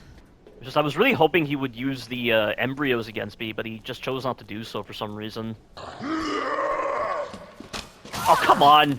There's not enough space to get around him by using that method. I tried to wait at the top of the stairs, but it didn't work because there's not enough space behind.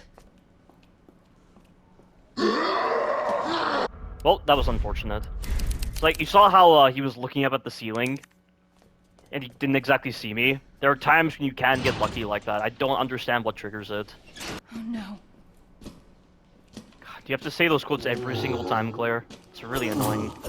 Oh no! Like, she's saying it again! Like, what is wrong with you, Claire? You asshole. And it just says, you ass. Like, who thought that was a good idea? Seriously, who thought that was a good idea to have the character just spout out random nonsense when aiming at enemies? And under the Mayo's case, he would say that the characters are not taking the threat seriously, like he complained about Jill in Resident Evil 3 Remilk, yet he didn't even complain about that in Resident Evil 2 Remilk at all.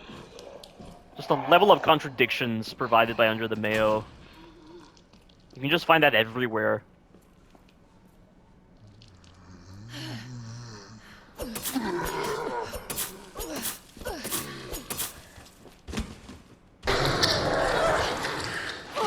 Oh, wow, that, what the hell? I've never been stunned by the G adult. What the hell? That was so different. I've never been stunned by the G adult. I'm normally fast enough to get past that guy, but he stunned me that time and he nearly grabbed me. Maybe I should do another walkthrough of Resident Evil 2 Remilk, or rather, it should be a worse through, because I don't like this game. I have been thinking about it. At least doing this playthrough, it's at least given me thought to do that. But that entire upper area right there is completely pointless. There's no reason to go down that path. Like I said, there's no reason to do a lot of the exploration in this game. Same with Resident Evil 1 Remilk.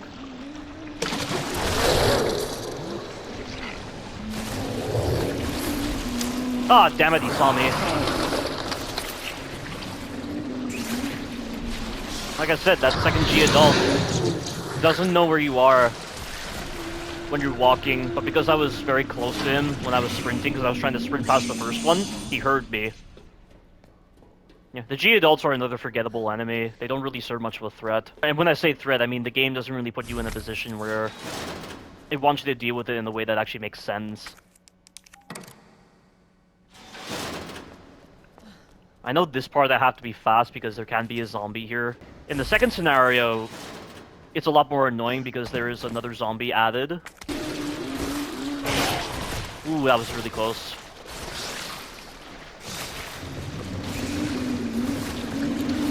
Yeah, this part here is very random trying to get out.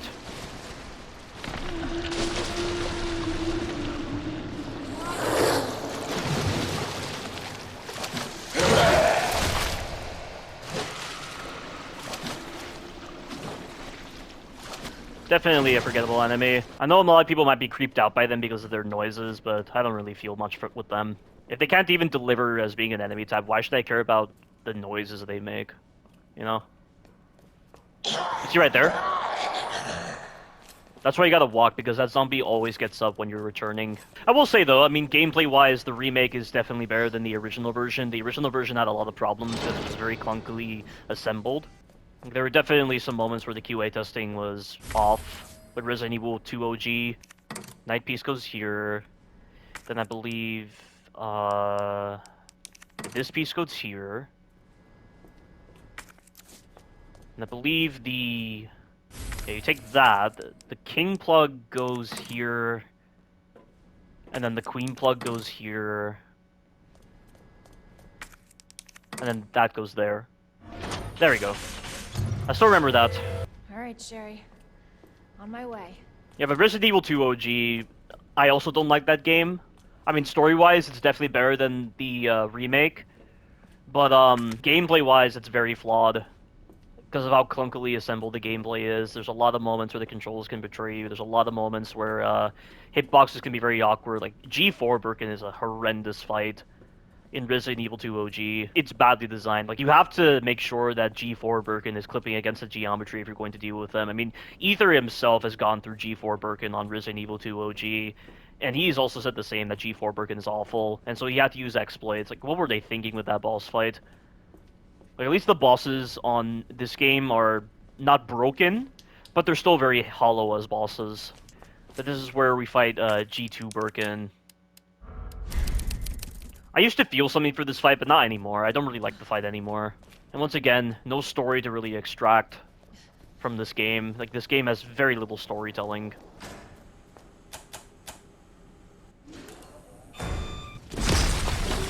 And that's it. He's gonna bust through the door now. Yeah. Also, G2 Birkin's speed is random. It's random whether he catches up to you or not, but you kind of want to hope he catches up to you because you do get iframes when you're dropping down. Although in one case I didn't get iframes, and it was really weird.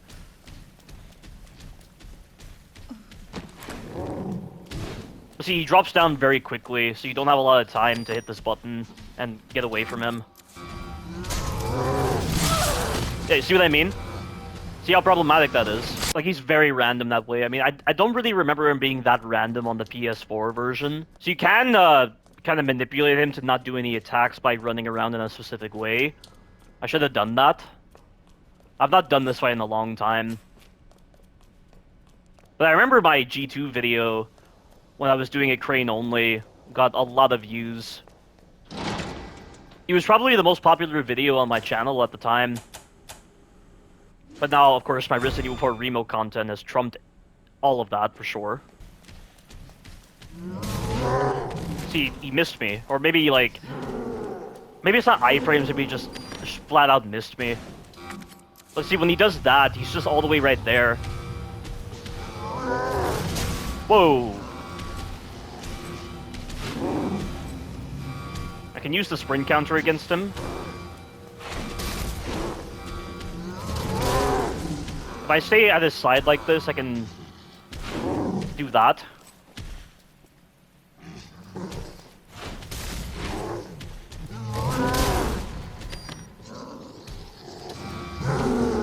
Here comes a really fair attack. Gonna grab the knife right over here. Or I already did so, yeah.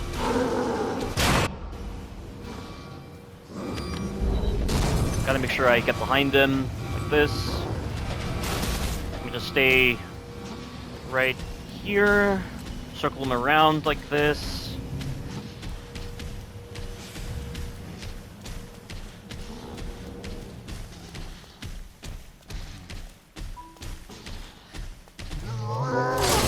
Ooh, I got very lucky right there that he did that attack. Whoa.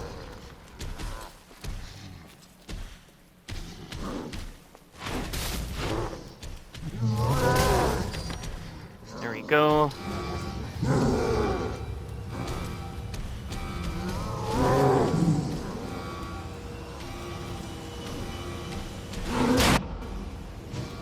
But you saw what I meant when I said you can manipulate this path in such a way that he can't attack. So like just this, I mean, it's a little bit hard to get the angle down. You don't want to get too far behind him because he will turn around. And he can move very fast at times. Also be very careful of the 5-hit combo that he does in this part.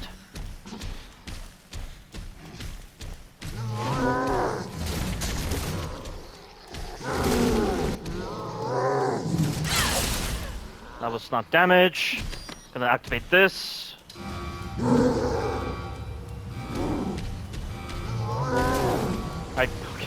I was a little delayed pressing the sprint button just then, so I nearly got grabbed.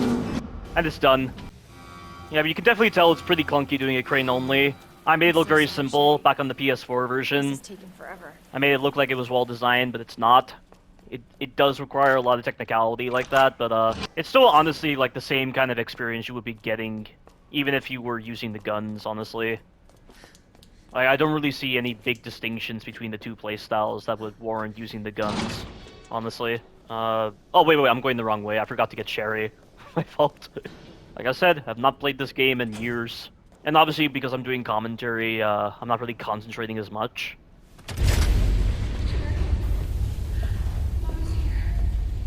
Oh, now she suddenly cares? Sherry, can you hear me? She finally looked at the cameras and saw Sherry. Sherry? Claire? Sherry, are you alright?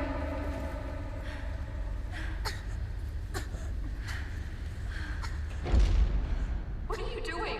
I think another way to summarize what the reviewers said about the way they've done Claire is they had to make the other characters in Claire's campaign bad to make Claire look badass. You know, like they had to make Annette just arbitrarily cold and not caring so much about Sherry, just so out of character, like with how she was in Resident Evil 2 OG, in order to make Claire look more like motherly and the like. I'm here to help. And that's pretty cheap writing.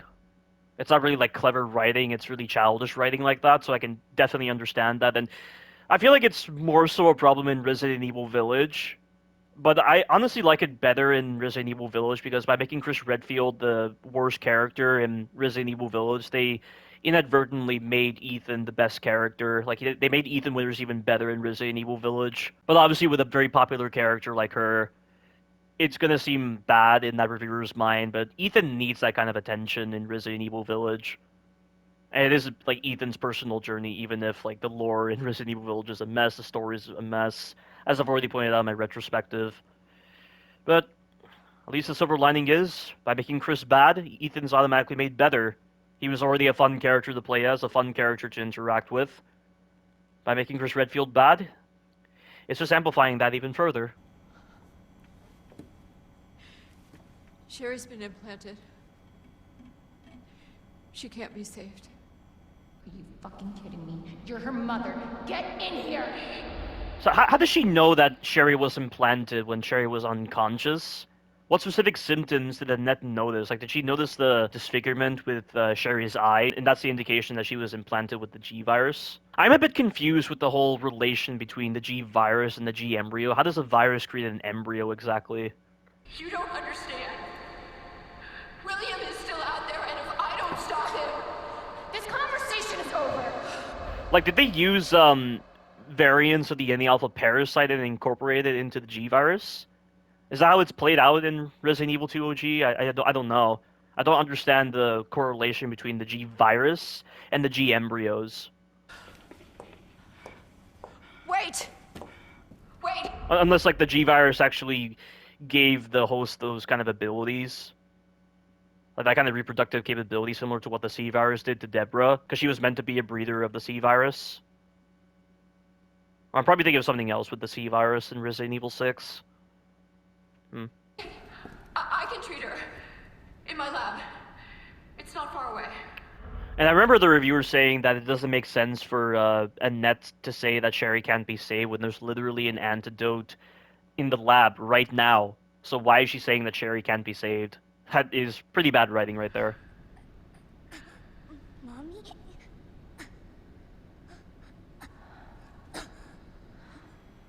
There's not enough time. Millions of lives are at stake. You say that and then Claire's going to be able to cure her easily. Sherry? Mommy loves you, sweetie. Goodbye. You say that, yet your behavior was completely contradictory to that. And they never touch upon that point that Annette was caring more about her research than about Sherry in the earlier parts of Claire's campaign. Sherry, don't worry. I will get you whatever you need, okay? Yeah, Claire's the hero again. Why are you doing this? Because I care. Thank you, Claire. I'm sure a lot of people were impressed with the scene, but I know that reviewer wasn't for sure.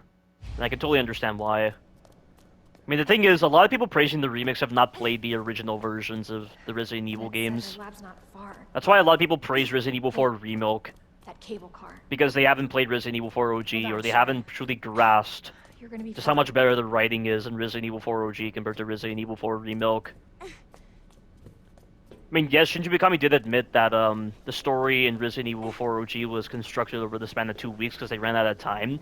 But the story in Resident Evil 4 OG feels like it was constructed over years compared to Resident Evil 4 Remilk, which was constructed over the span of 6 hours, it feels like. Oh, good. The cable car.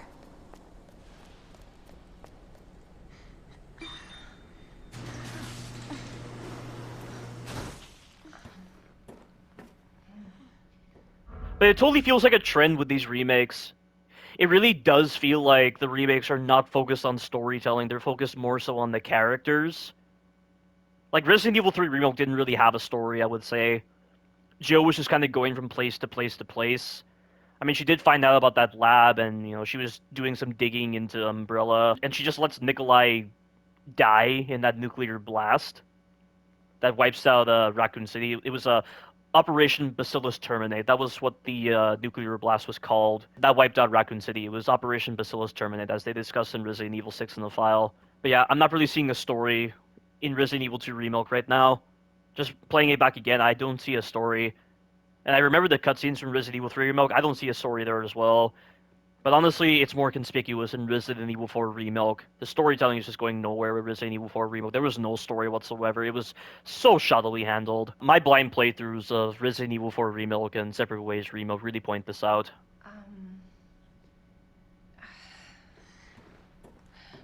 Here. Okay. Here you go. Just hold on, Sherry, okay? You're gonna be just fine.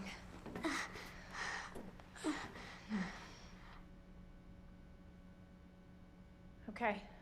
Better check everything. There's no How was she even implanted? Like, did Birkin literally just embed the G embryo into Sherry's mouth? Like he did with, Irons?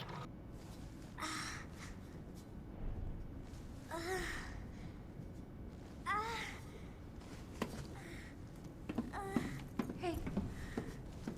Are you okay?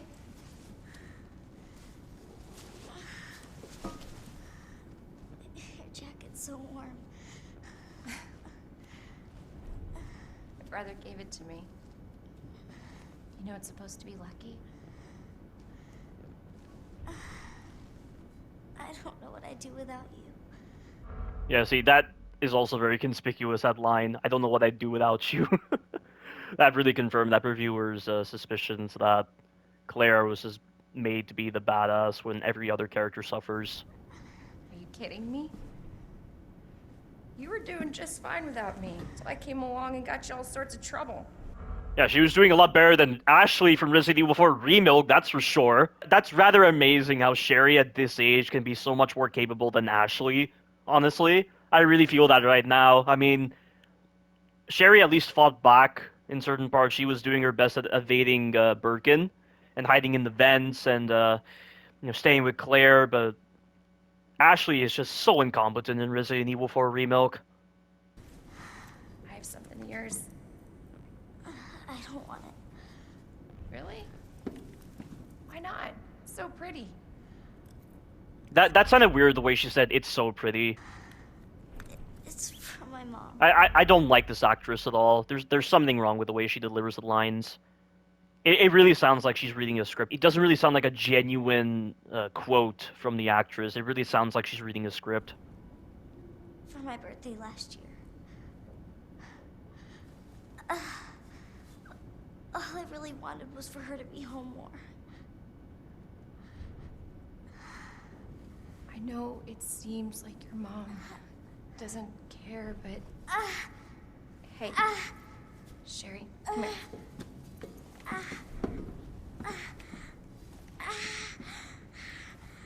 Hey, hang in there, okay? Now, arriving at nest.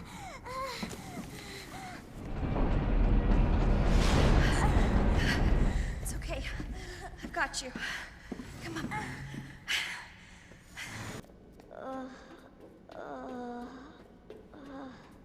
I'm getting you treatment. Just hold on, Sherry. It's okay. Welcome to Nest. Enjoy your visit. Enjoy your visit. Seems odd that they would say that when this is supposed to be a private laboratory that the public has not been able to witness. So why are they saying, enjoy your visit? Why would they say that to scientists? Enjoy your visit is the kind of thing you'd hear in, like, publicly available buildings. Not in a secretive laboratory. Here you go.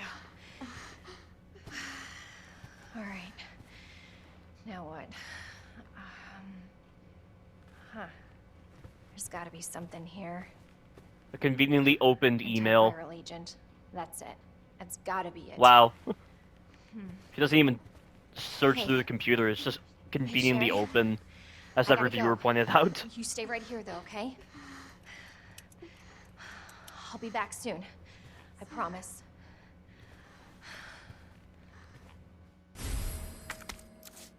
Okay. The Devil antiviral agent? That's what they called it. Devil is the only way to prevent G mutation? There's the American flag. I think that's the only indication they give that the American government was involved in the production of BOWs.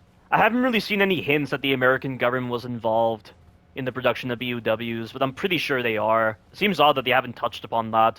Let me put these away, just so I am more cautious. Like, can you imagine what Resident Evil 4 Remilk Krauser would have been like if he actually played mind games against Leon? And I'm going the wrong way. Hold on. Our menu is designed for the nutritional needs using our latest biological Oh, ha. research. Of course, we're talking about the menu. Tasty selection of healthy As foods. zombies are feasting on bodies.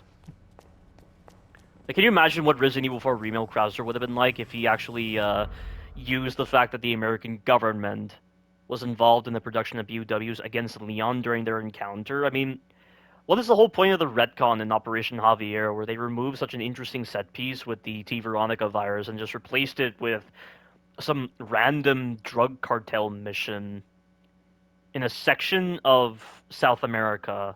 Just wipe out all the drug cartels in that section of South America, and then having the American government leave those soldiers behind. Like, what purpose does it serve? Why would you amend that? It's not contributing to the universe of Resident Evil. BOWs were growing at the time. Operation Javier in Darkside Chronicles was designed in such a way to expand the universe of Resident Evil, to expand the fact that BOWs were becoming a global sensation, like a global market pretty much. And Operation Javier in Resident Evil 4 Remilk was only retconned as such, just to say, oh, America is evil. And they tried to use that in Krauser's encounter, but it's pointless, because Leon should already know that the American government was involved in the production of BOWs. He should be well aware of that, so why doesn't Krauser mention it? It's so uninteresting that way. They completely killed any sense of connection between Operation Javier and Resident Evil 2 Remilk by doing that. And I already discussed this in the comments, but I don't remember what the comment said, but it's just really cheap writing. It's just such a cheap shortcut in writing, and it's just clear the developers didn't take the time to review Darkside Chronicles and actually think about why they set it up as such before changing it. It's just bad. It's really lazy writing. And the thing is, Darkside Chronicles never had the American government be involved in Operation Javier. Operation Javier had nothing to do with the American government. So why now did they decide to arbitrarily involve the American government in Operation Javier? It doesn't make sense.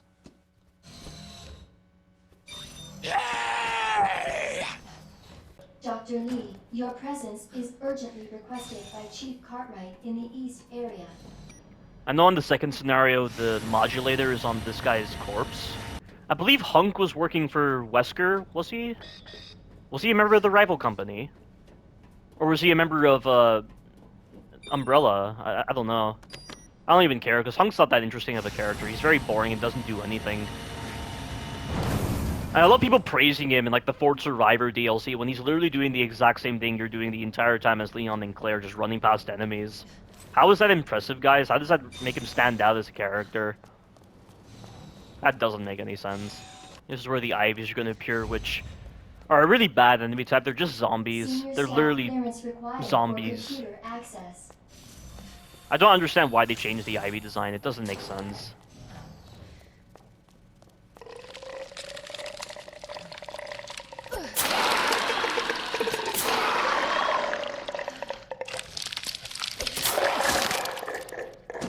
There we go.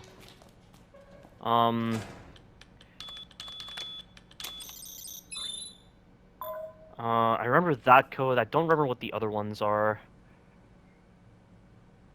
Wasn't it 20?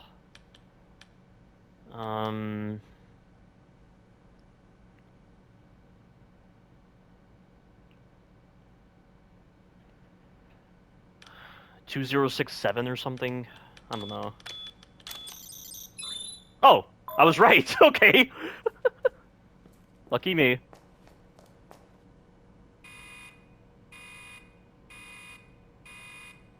Dispensing solution now. Oh, but I remember the reviewer saying that they didn't like the design of the lab in this game. The design of the lab in Resident Evil 2 OG makes more sense, because it really felt like they designed the lab with the space they had, rather than making space for a lab, because how exactly is there that big hole in the ground when you're in like the central area, and the way the labs are linked together, it doesn't make sense. That's understandable, and I can totally understand a lack of characterization of the lab in Resident Evil 2 Remilk.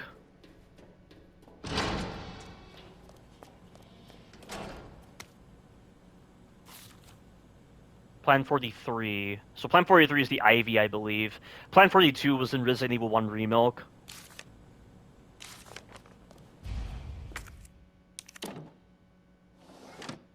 Manual mode engaged. Adjust amount of solution to match cartridge capacity. The first move matters.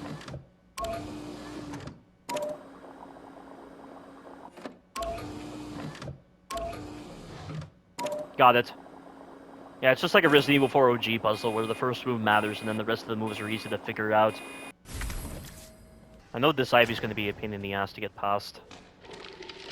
But I normally just strafe into it to bait it out. That was close. I strafe into it because this animation of turning around like that can be a bit too heavy, so it can easily grab you in the process. I remember the zombies are alive, so I take off their legs. Or do I kill them? I think I kill them, actually.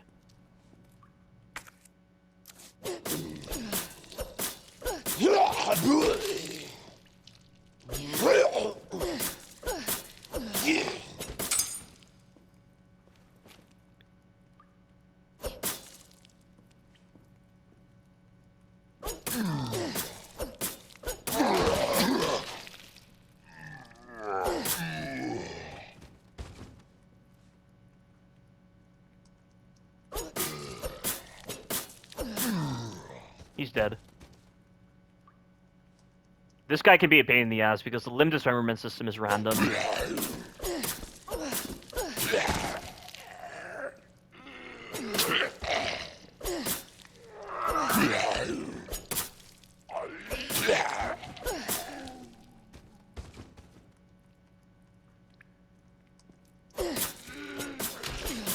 He's done. I believe the modulator's upstairs. Yeah, it actually is. Oh, damn it, I shouldn't have run. Yeah, I should have walked. I just remembered that at the last moment that I should have done that.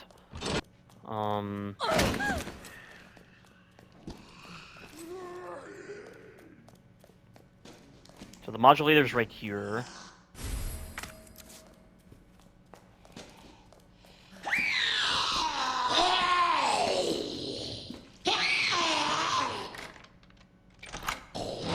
Strafing into enemies is a lot more efficient than you think. It really helps with getting away from them.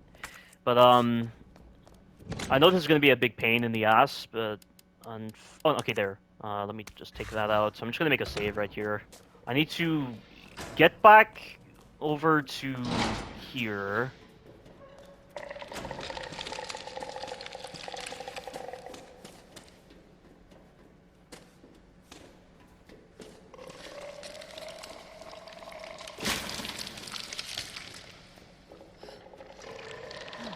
There's a lot I need to remember.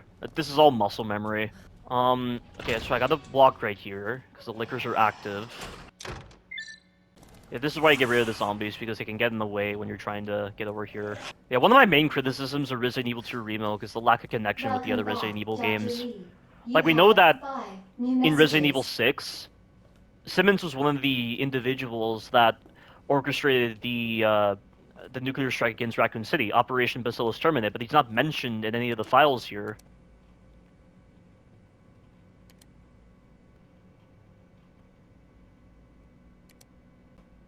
Yeah, this is another pointless piece of information. There's no story here at all. Whew. Damn. Should have packed. So I'll skip this. I know this animation's used in Resident Evil 2 OG. It's kind of an homage to that.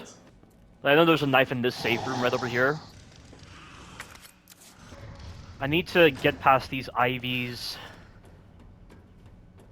I don't know the best way to do so. I've done this multiple times.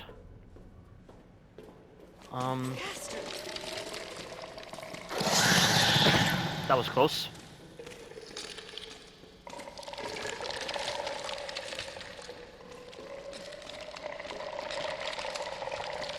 I need to think of a way to lure them somewhere else.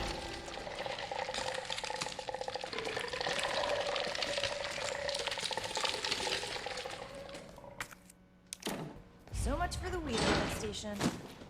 Okay, so they're down for the moment, but it won't be for long. You have dispersed a dangerous That guy just appears out of nowhere, and it's really stupid.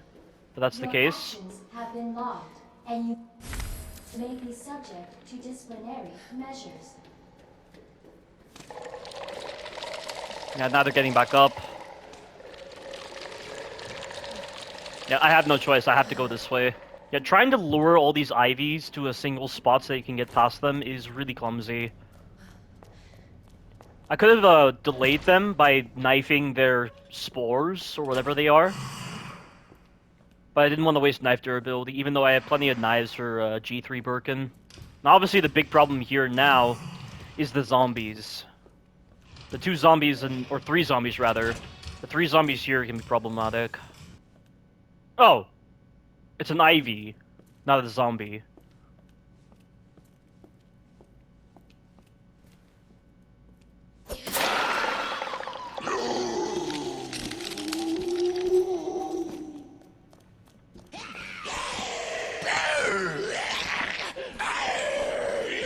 That was very lucky just then. There's something about this file that makes me want to remember it. I don't know what it is.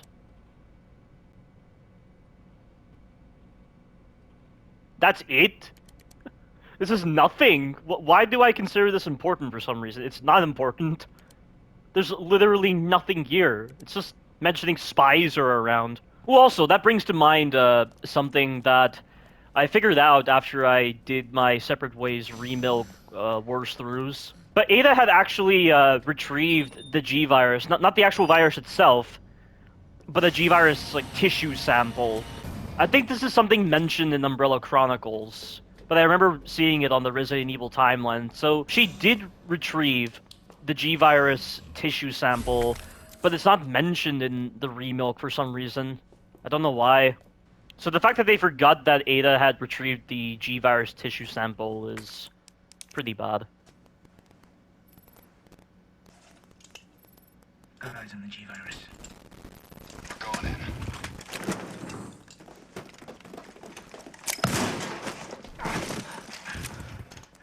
Dr. Birkin, you'll come along with us quietly. You think I didn't know you were coming? This is my life's work. I'm not handing over anything. We have our orders, Dr. Birkin. I'll ask you one more time. Hold your fire!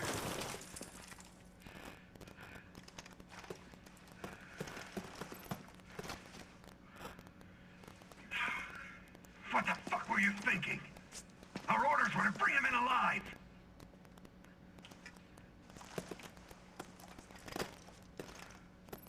We're in, sir. But we had a snafu. Target resisted. We had to take him out. That's correct, sir. Roger that. Just the samples, then. Let's move. So in that moment, he somehow managed to inject the G-Virus into himself. How? That's a little confusing. Did he inject... No, wait, there's no way he injected the sample into himself before they arrived. I don't understand. And I'm also confused as to why exactly, William Birkin was attacked by, this group. I don't know what group, Hunk is affiliated with. Is he affiliated with the rival company? Is I think he's affiliated with Wesker, right? Isn't Hunk a member of the HCF team, or was HCF formed after Resident Evil 2 OG? Because I know HCF infiltrated the island in Resident Evil Code Veronica, and they were working for Wesker. And we know that Ada and Wesker were working for the same rival company in Resident Evil 4 OG. But the rival company did not trust Wesker at all. And so that's why they sent Ada in to betray Wesker at the end. Like, that's why Ada chose to send a subordinate Plaga sample to Wesker rather than a dominant Plaga sample. Because she was instructed to by the top brass at the rival company. And this is indicated in several ways, OG, in Ada's reports. And I have the video of Ada's reports on my channel. So I do remember that Wesker knew he had to leave Umbrella at some point to join the rival company because of how much the Umbrella personnel were constantly being betrayed and the like. Like, Marcus was betrayed. He was killed by Wesker and Birkin. And then Birkin gets betrayed right here. Like, I don't remember the exact minutia, like the exact details on why exactly James, Marcus, and William Birkin were killed. I don't know if they were resisting orders or something, or they were conducting experiments on their own. I'm not really sure. But basically, Wesker used those incidents as incentive to leave Umbrella behind, basically. I remember that from the timeline. But yeah, it's definitely something they're not touching upon whatsoever in this Remilk. And also, having mentioned Wesker in Resident Evil 4 Remilk, why is he designing Ouroboros now? How could he be designing Ouroboros right now when he hasn't met Spencer at this point? Wesker only came up with the idea of Ouroboros after meeting Spencer in 2006, at that mansion, at that estate. I talked about this in my review, that he killed Spencer in 2006, and, you know, I didn't even realize until one of my subscribers left a comment on my blind playthrough of Separate Ways Remilk, that Wesker's ambitions with creating Ouroboros were inspired by Spencer when he killed him, with Spencer talking about how Wesker was manufactured and the fact that Spencer felt he had the right to become a god, but Wesker disagreed that Spencer had the right to become a god, and so he killed him. And I do remember that, you know, we do know that Wesker was procuring various samples of, like, viruses and parasites from different organizations. Like, he was collecting them, we know that, because he wanted that dominant Plaga sample. He also wanted the G-Virus sample as well. But what happened afterwards is, this is mentioned in Resident Evil 5 in the extras menu, but the protocol, like the imprinting protocol, that's what I'm going to call it, the imprinting protocol that Spencer implanted into Wesker, where Wesker would feel a sense of uneasiness whenever he thought of Spencer, or, like, whenever he was away from Spencer long enough, like, this led to an obsession forming in Wesker's mind, and that's why he exhausted all of the resources he had trying to find Spencer until eventually he failed. But Spencer's butler directed Wesker to where Spencer was. This was mentioned in Lost in Nightmares. So that's why the rival company isn't mentioned in Resident Evil 5. It's also why we don't really see what happened with Wesker's resources, is because he exhausted those resources trying to find Spencer because of the imprinting protocol that Spencer implanted into Wesker. That sense of uneasiness, that sense of anxiety, that obsession with finding Spencer. But it failed in Resident Evil 5 in the Lost in Nightmares DLC because, as it's mentioned in the extras content of Resident Evil 5, once the Wesker subject found out about the protocol, like the imprinting protocol, it would not have any effect. And so that's why Wesker was able to kill Spencer in 2006. But getting back on track, Wesker only started development of Ouroboros after he came into contact with Spencer in 2006. But in Resident Evil 4 Remilk, for some reason, Wesker is already developing Ouroboros. Like, he already has that mindset to become a god somehow, and it doesn't make any sense. And Resident Evil 4 takes place in 2004, not 2006. So why does he have that ambition? It doesn't make any sense. It's, again, another example of very poor writing and the fact that developers didn't bother looking back at the story of Resident Evil 4 OG. And like I said, the story in Resident Evil 4 OG feels better constructed than the story in Resident Evil 4 Remilk. So how are they going to explain Spencer's death now in Resident Evil 5 Remilk? If Wesker already has that ambition to create the Ouroboros virus, it doesn't make any sense. It's really weird. Let me get my knives. Damn it.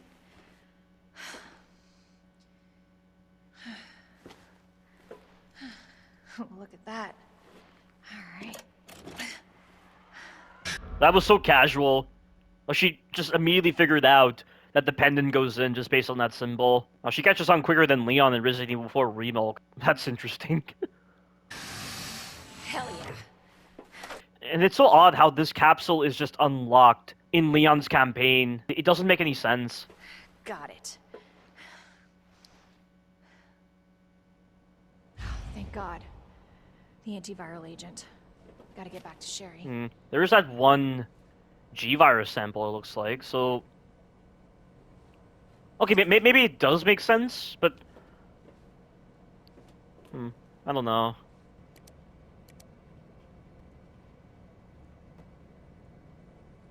So this isn't really explaining anything, it's just explaining random subjects. But they do have embryo growth observations here. It says the G embryo was implanted, so like, how exactly are the G embryos made, first of all? How are they made from the G virus? That's confusing.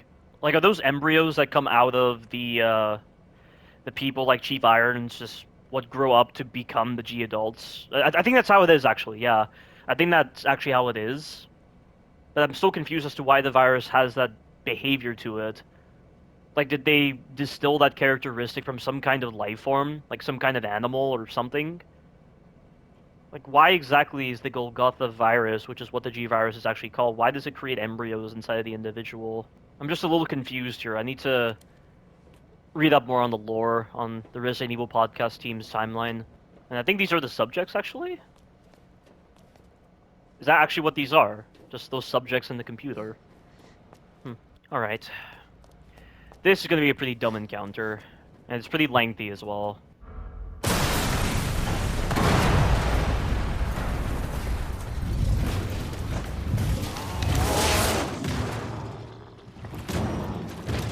Your ass again!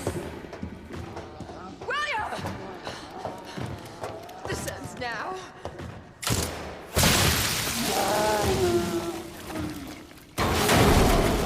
So she's using acid rounds against him.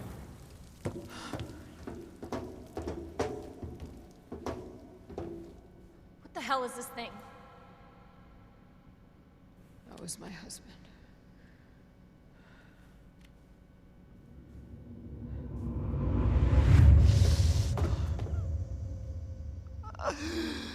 She is my creation!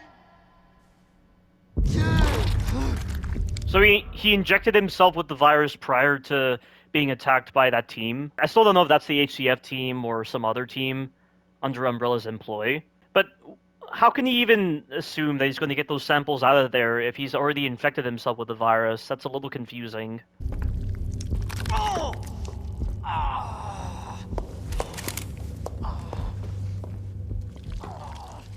William!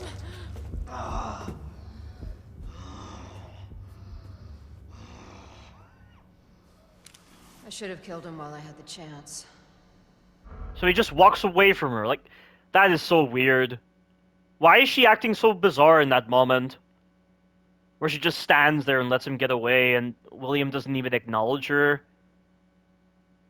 That's really weird. I don't understand what she was doing just then. I don't know why, I just... couldn't do it. He was Yeah, it's really bizarre. I don't understand. Honestly, we were more married to our work than each other. And I remember the reviewer had a huge problem with that line just then, because it's again displaying that complete 180 in the character designs of Annette and Birkin. What about Sherry? How could you just leave her all alone while Raccoon City burned to hell? I couldn't let my daughter grow up in a world with the G virus in it. But that's not the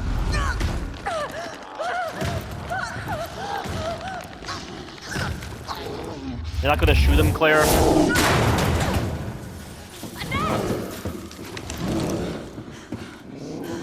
I got this.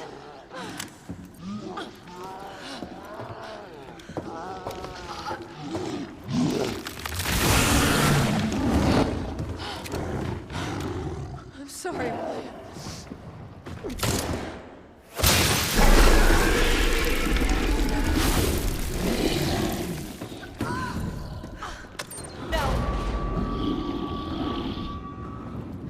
I got this. You should take care of Sherry. I'm amazed she survived getting launched into a wall like You that. don't know what you're up against. I have a pretty damn good idea. Whatever you do, don't stop until it's finished. Trust me. This. Wow, and that is so sure that Claire is going to handle Birkin when this is Claire's first time even encountering the G virus. Now.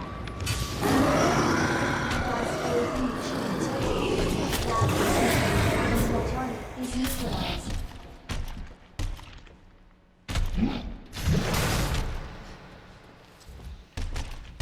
And the song for this fight is one of the worst pieces of music I've ever heard in the Resident Evil series. It's just really like blasting opera music. It's really bad opera music at best. It's just awful. It literally sounds like white noise.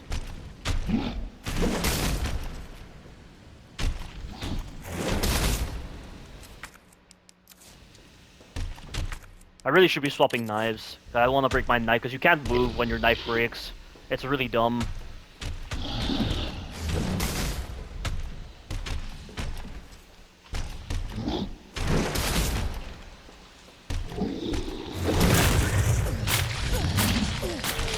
There we go. I'll break my knife on this.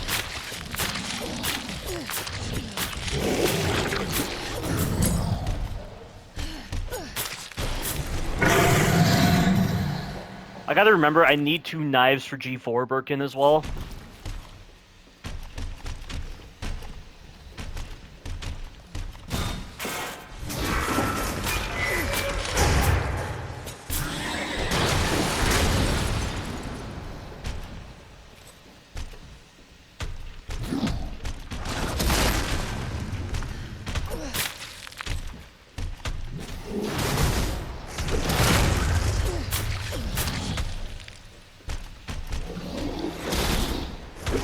Whoa!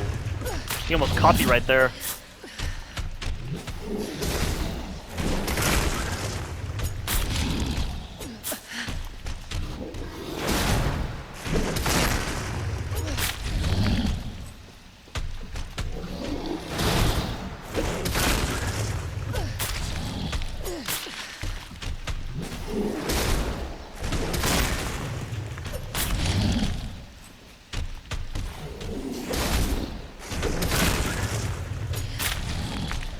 That eyeball is a lot of life.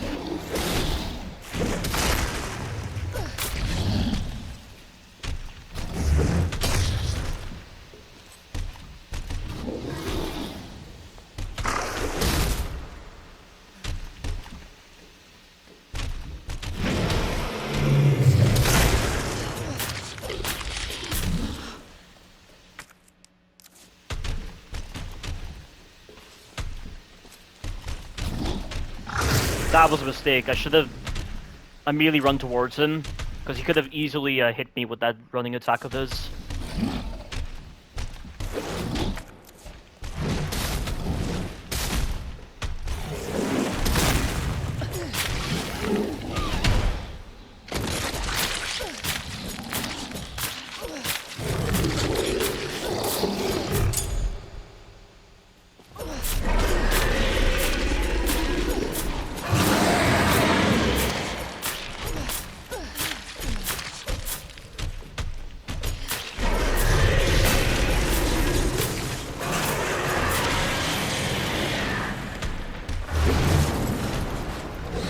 I gotta make sure I'm... Oh.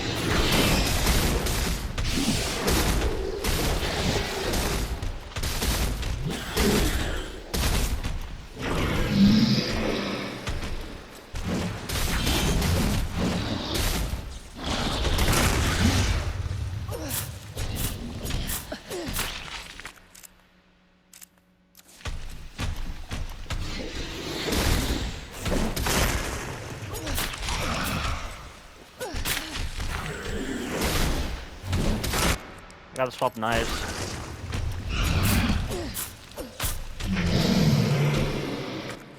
I think this is fine. I can use my knife here.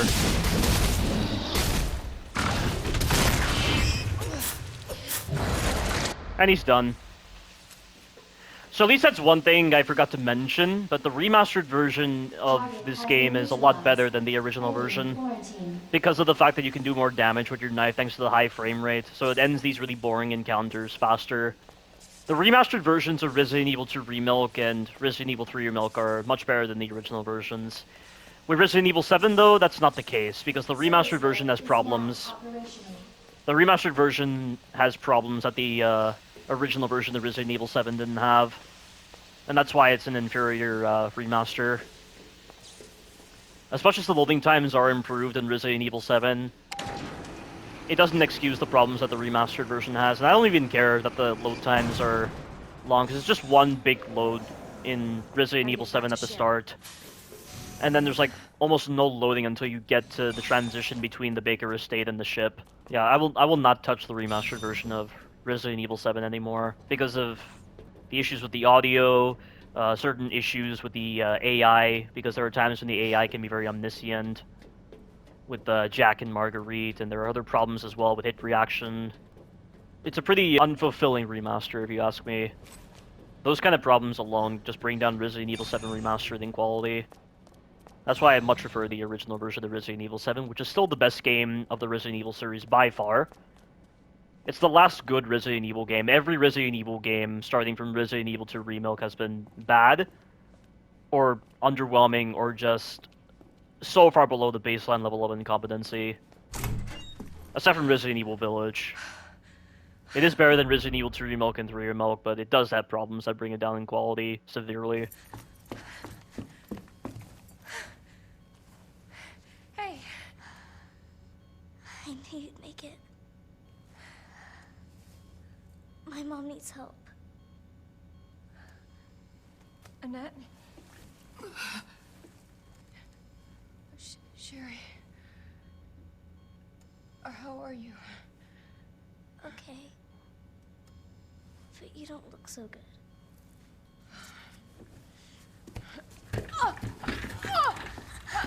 Mommy? Hey, look at the screen.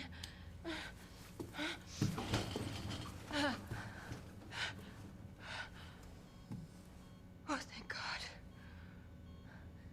So Sherry's gonna be all right? She'll be weak for a little while, but yes. She's free of the G-virus. Well, not free, though, because the virus will adjust to that vaccine, and she will survive, but she will have enhanced abilities, as shown in Resident Evil 6. And it does suck that in Resident Evil 6, that healing factor is not considered in the actual gameplay when you're playing as Sherry. Like, why doesn't she just passively heal? But, like, she can't heal from, like, major damage or something. You know, similar to what happens with Piers when he infects himself with the C virus. He passively regenerates health. Why is that not the same case with Sherry? It seems odd that they would not apply the healing factor provided by the G virus, like the weakened G virus, into the actual gameplay of Resident Evil 6. Did you hear that?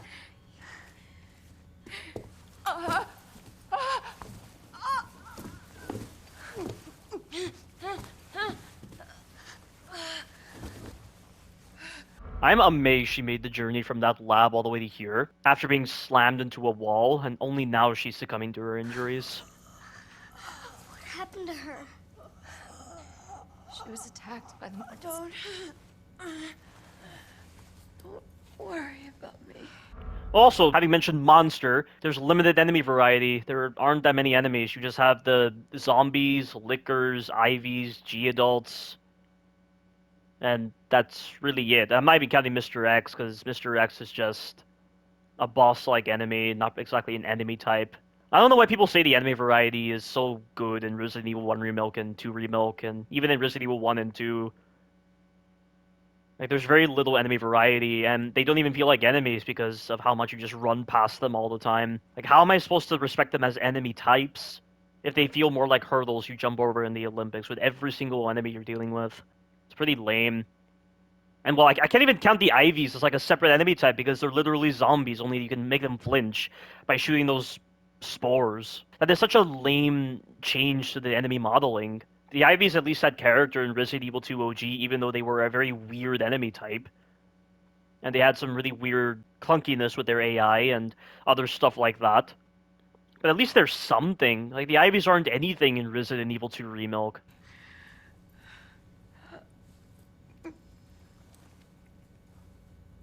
Take my daughter to safety. I'm sorry, Sherry. For everything. I remember the reviewer mocked the scene at the end. We can't just leave her here. You're right, we can't. Attention, unauthorized removal of a level 4 virus detected. That's Leon. What does that mean? It's a self-destruct code. Well, the announcer's literally saying the self-destruct sequence is happening, and she's asking what does that even mean? In case the G-virus leaves the building. Please. Save my daughter. No! Sherry?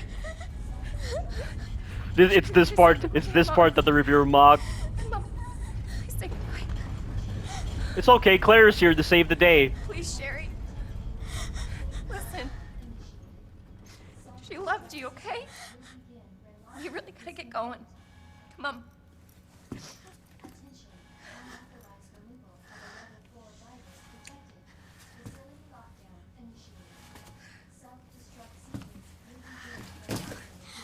You were right about this jacket.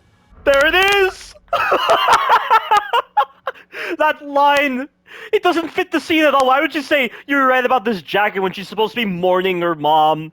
Oh, dear lord. That just sounded so out of place. I didn't think anything of this line because, again, I barely watched the cutscenes in Resident Evil 2 Remake, but hearing that line in that reviewer's video, and the way she explained how it's really bad, I totally agree with her. And again, it's to make, look, I'm so lucky to have you. It's to, again, make Claire seem like the hero again. We gotta hurry now. Come on. While every other character is just fallen down in quality. Sherry, can you walk faster? Yeah.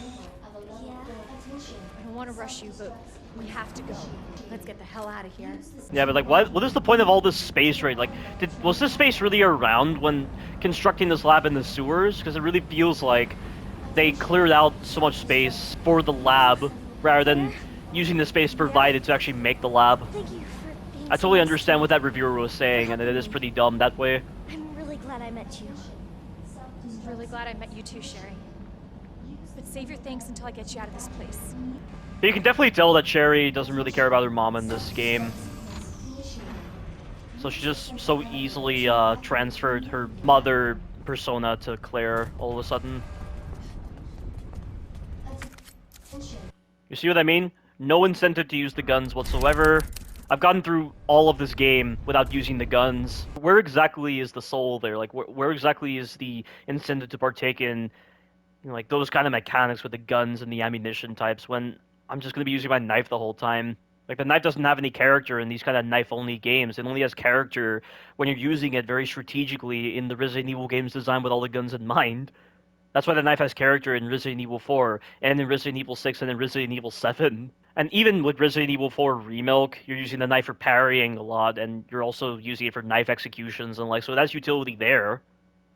But it's just so awkwardly handled with Resident Evil 4 Remake with the way the knife is just so crucial to a lot of fundamental mechanics, that it does limit your approach to certain sequences, and you're just going back to the merchant to repair your knife all the time, and yeah, it's pretty dumb. Like, using the guns on this game just makes it feel like New Game Plus. It should not feel like New Game Plus.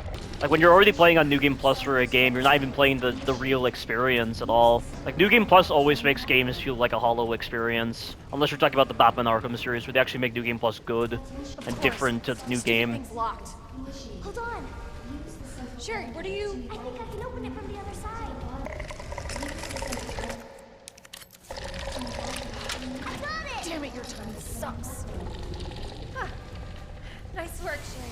We make a good team. Wow, she's cracking jokes like that. We make a good team after her mother died. Wow. Yeah, she's quickly forgotten about her mom because she wasn't behaving like a mom compared to Claire. Atta girl. I think we're almost out of here. It's still so dumb how they don't provide a typewriter in this part. Why do they not provide a typewriter in the boss area? It's the same with Mr. X. Why do you have to go through that entire sequence with the IVs in one save? That's really stupid. Oh shoot. Well, never mind. There's nothing important in that cutscene. Okay. Alright. Did something. Okay. Alright, it's working. Claire! What? Leon? Their only other conversation. Wow. Yeah. What a The whole waste. place is coming down. Look, you need to get out. Fast. I know. I found a way out. I think we can all make it. Where are you now? Claire, are you still there? Leon? Yeah. They talk about nothing important here. Leon's just telling her to get out, even though there's a self-destruct sequence happening right now.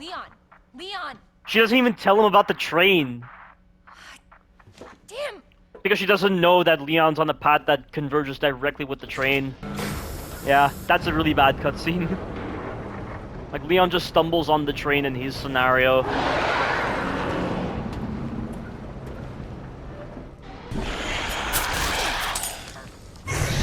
Oh, run, you idiot! Look at that! Look at that fucking bullshit, guys! I was trying to run away, but because she was busy inspecting her knife, I couldn't run. That is such garbage.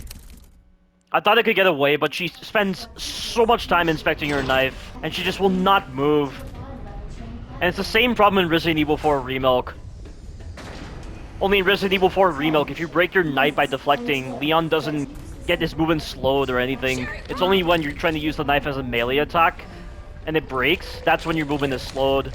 I don't understand why this is an issue with the remakes. And not really with Resident Evil 3 Remilk, because of course the knife didn't break. Why is that a thing? I just don't understand. Let me just use my knife against this guy.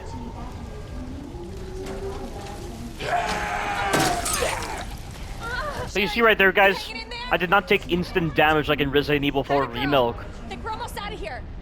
What is the whole point of putting in a defense item system if you're going to take damage immediately? Worth a try. You're better off just restarting at that point. Or if you're low on health, how do you use a defense item to fight back if you're going to take instant damage? That is so dumb. What were they thinking with that? Yeah, new Capcom was so brain dead with a lot of designs in Resident Evil 4 Remilk.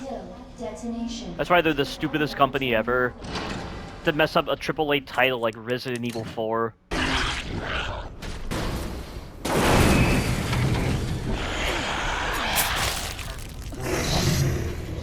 Why can't you just die? Alright.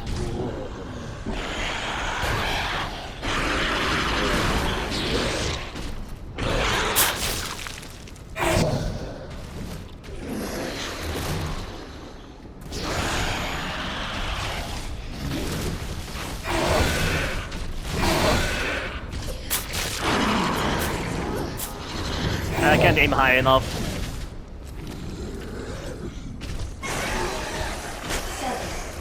Again? This is so unlike him to do this attack again so quickly.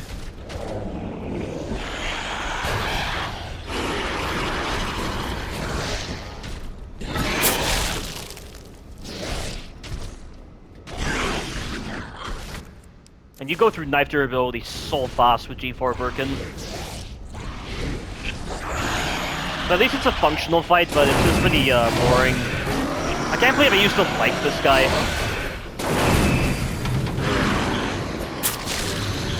I need to hang back. Oh, he's doing that move again. I didn't expect him to do so. I mean, he's not doing the pattern he normally does when I fight him on the PS4 version. But now he is. Now he is.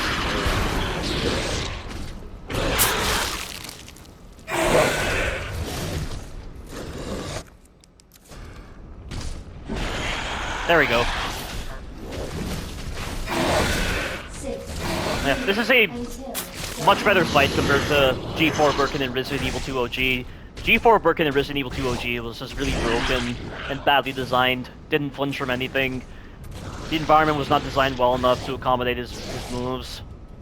This is better, but it's still pretty boring.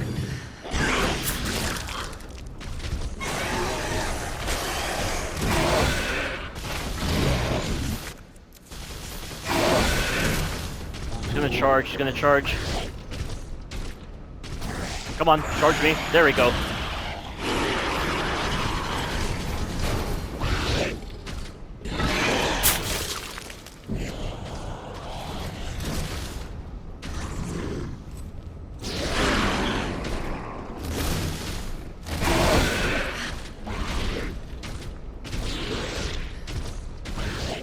Come on. Yeah, there we go. I gotta get him to do the right pattern again. I need to swap knives too. Detonation.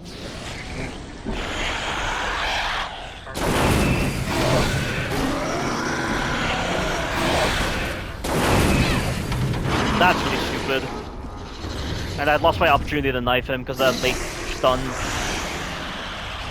And he's taunting now because he made me flinch. So dumb.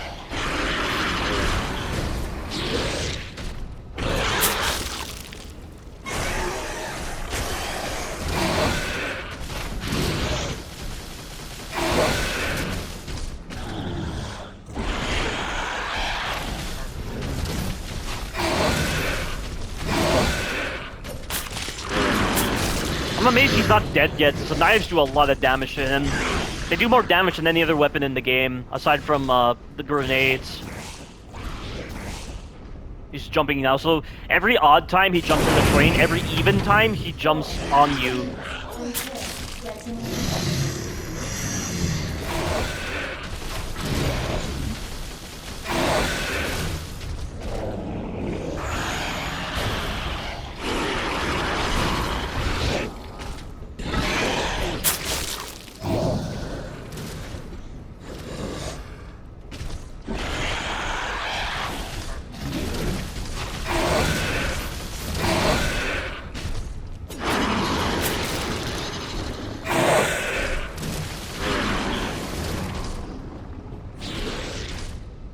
On you.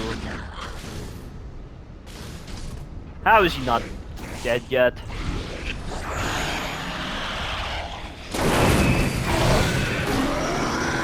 I mean, how much he's pushing the elevator down?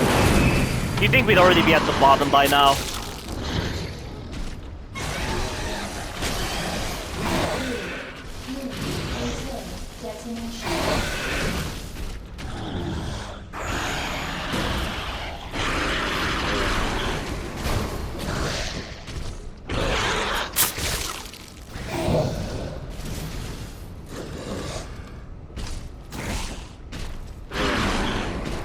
I can't knife him.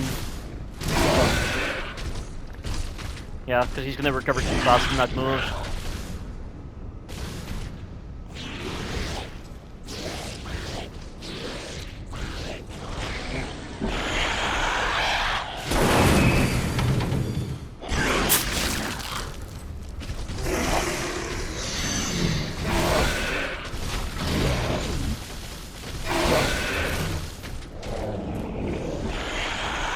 I think he's gonna bash the train. Yeah, I'm gonna lose out on my opportunity to hit him. Damn it.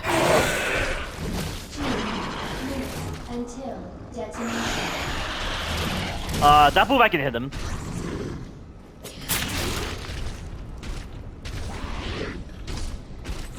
Come on.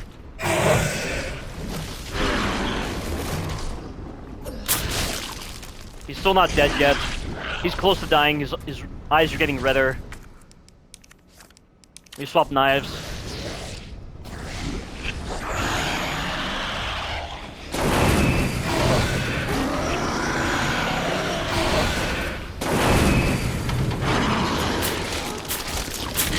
Finally!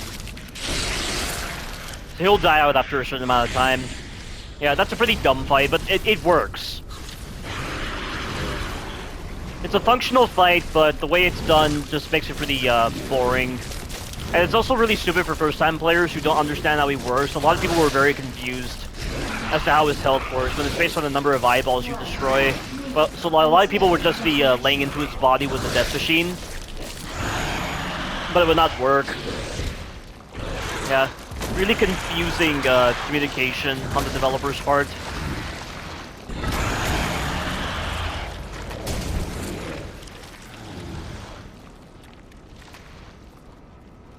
But I know the reviewer mentioned that they don't like the way the designs are handled with Birkin. I mean, she does like the way they look, but in terms of the thematic element, she doesn't like them, because do you even think of Birkin when you're fighting like G3 Birkin or like G4 Birkin or G5 Birkin? You know, she mentioned that in Resident Evil 2 OG, it felt like the embryo was actually growing out of him, whereas in Remake, it feels like it's growing on him. And then at this point, you don't even recognize it's Birkin anymore. You don't really see any remnant of his human face at this point. It's like another monster, basically, which is why she found it pretty disappointing.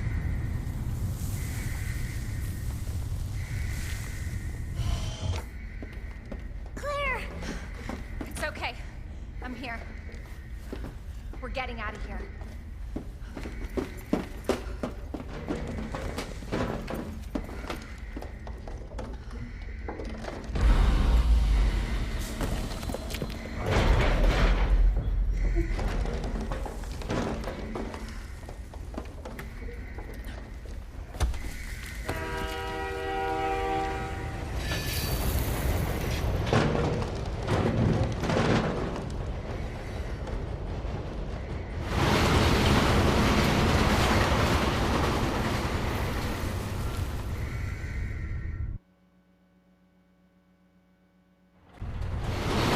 And then Leon manages to find the train conveniently and just gets on.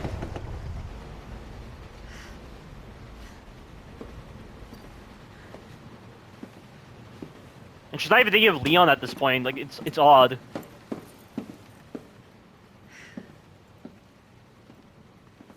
So what's the first thing you want to do when we get out of here? I want to see where you live. Good. Okay. I take a shower. Fair enough. Yeah. Really? That bad?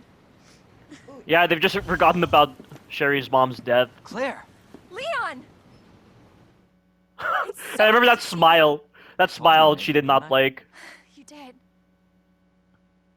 Wow, so dumb. That is really dumb. I do agree the writing for that is very odd. And that's it. Yeah, Claire's story was pretty boring. Yeah, like I said, this is not that good of a game. This is why I gave it a 0.5 out of 10, even if certain bosses are better designed than the original Resident Evil 2. Although, maybe not a 0.5 out of 10. Maybe I'll just give it a 2 out of 10 or something. That might be it. Oh, that's the end of Claire 1.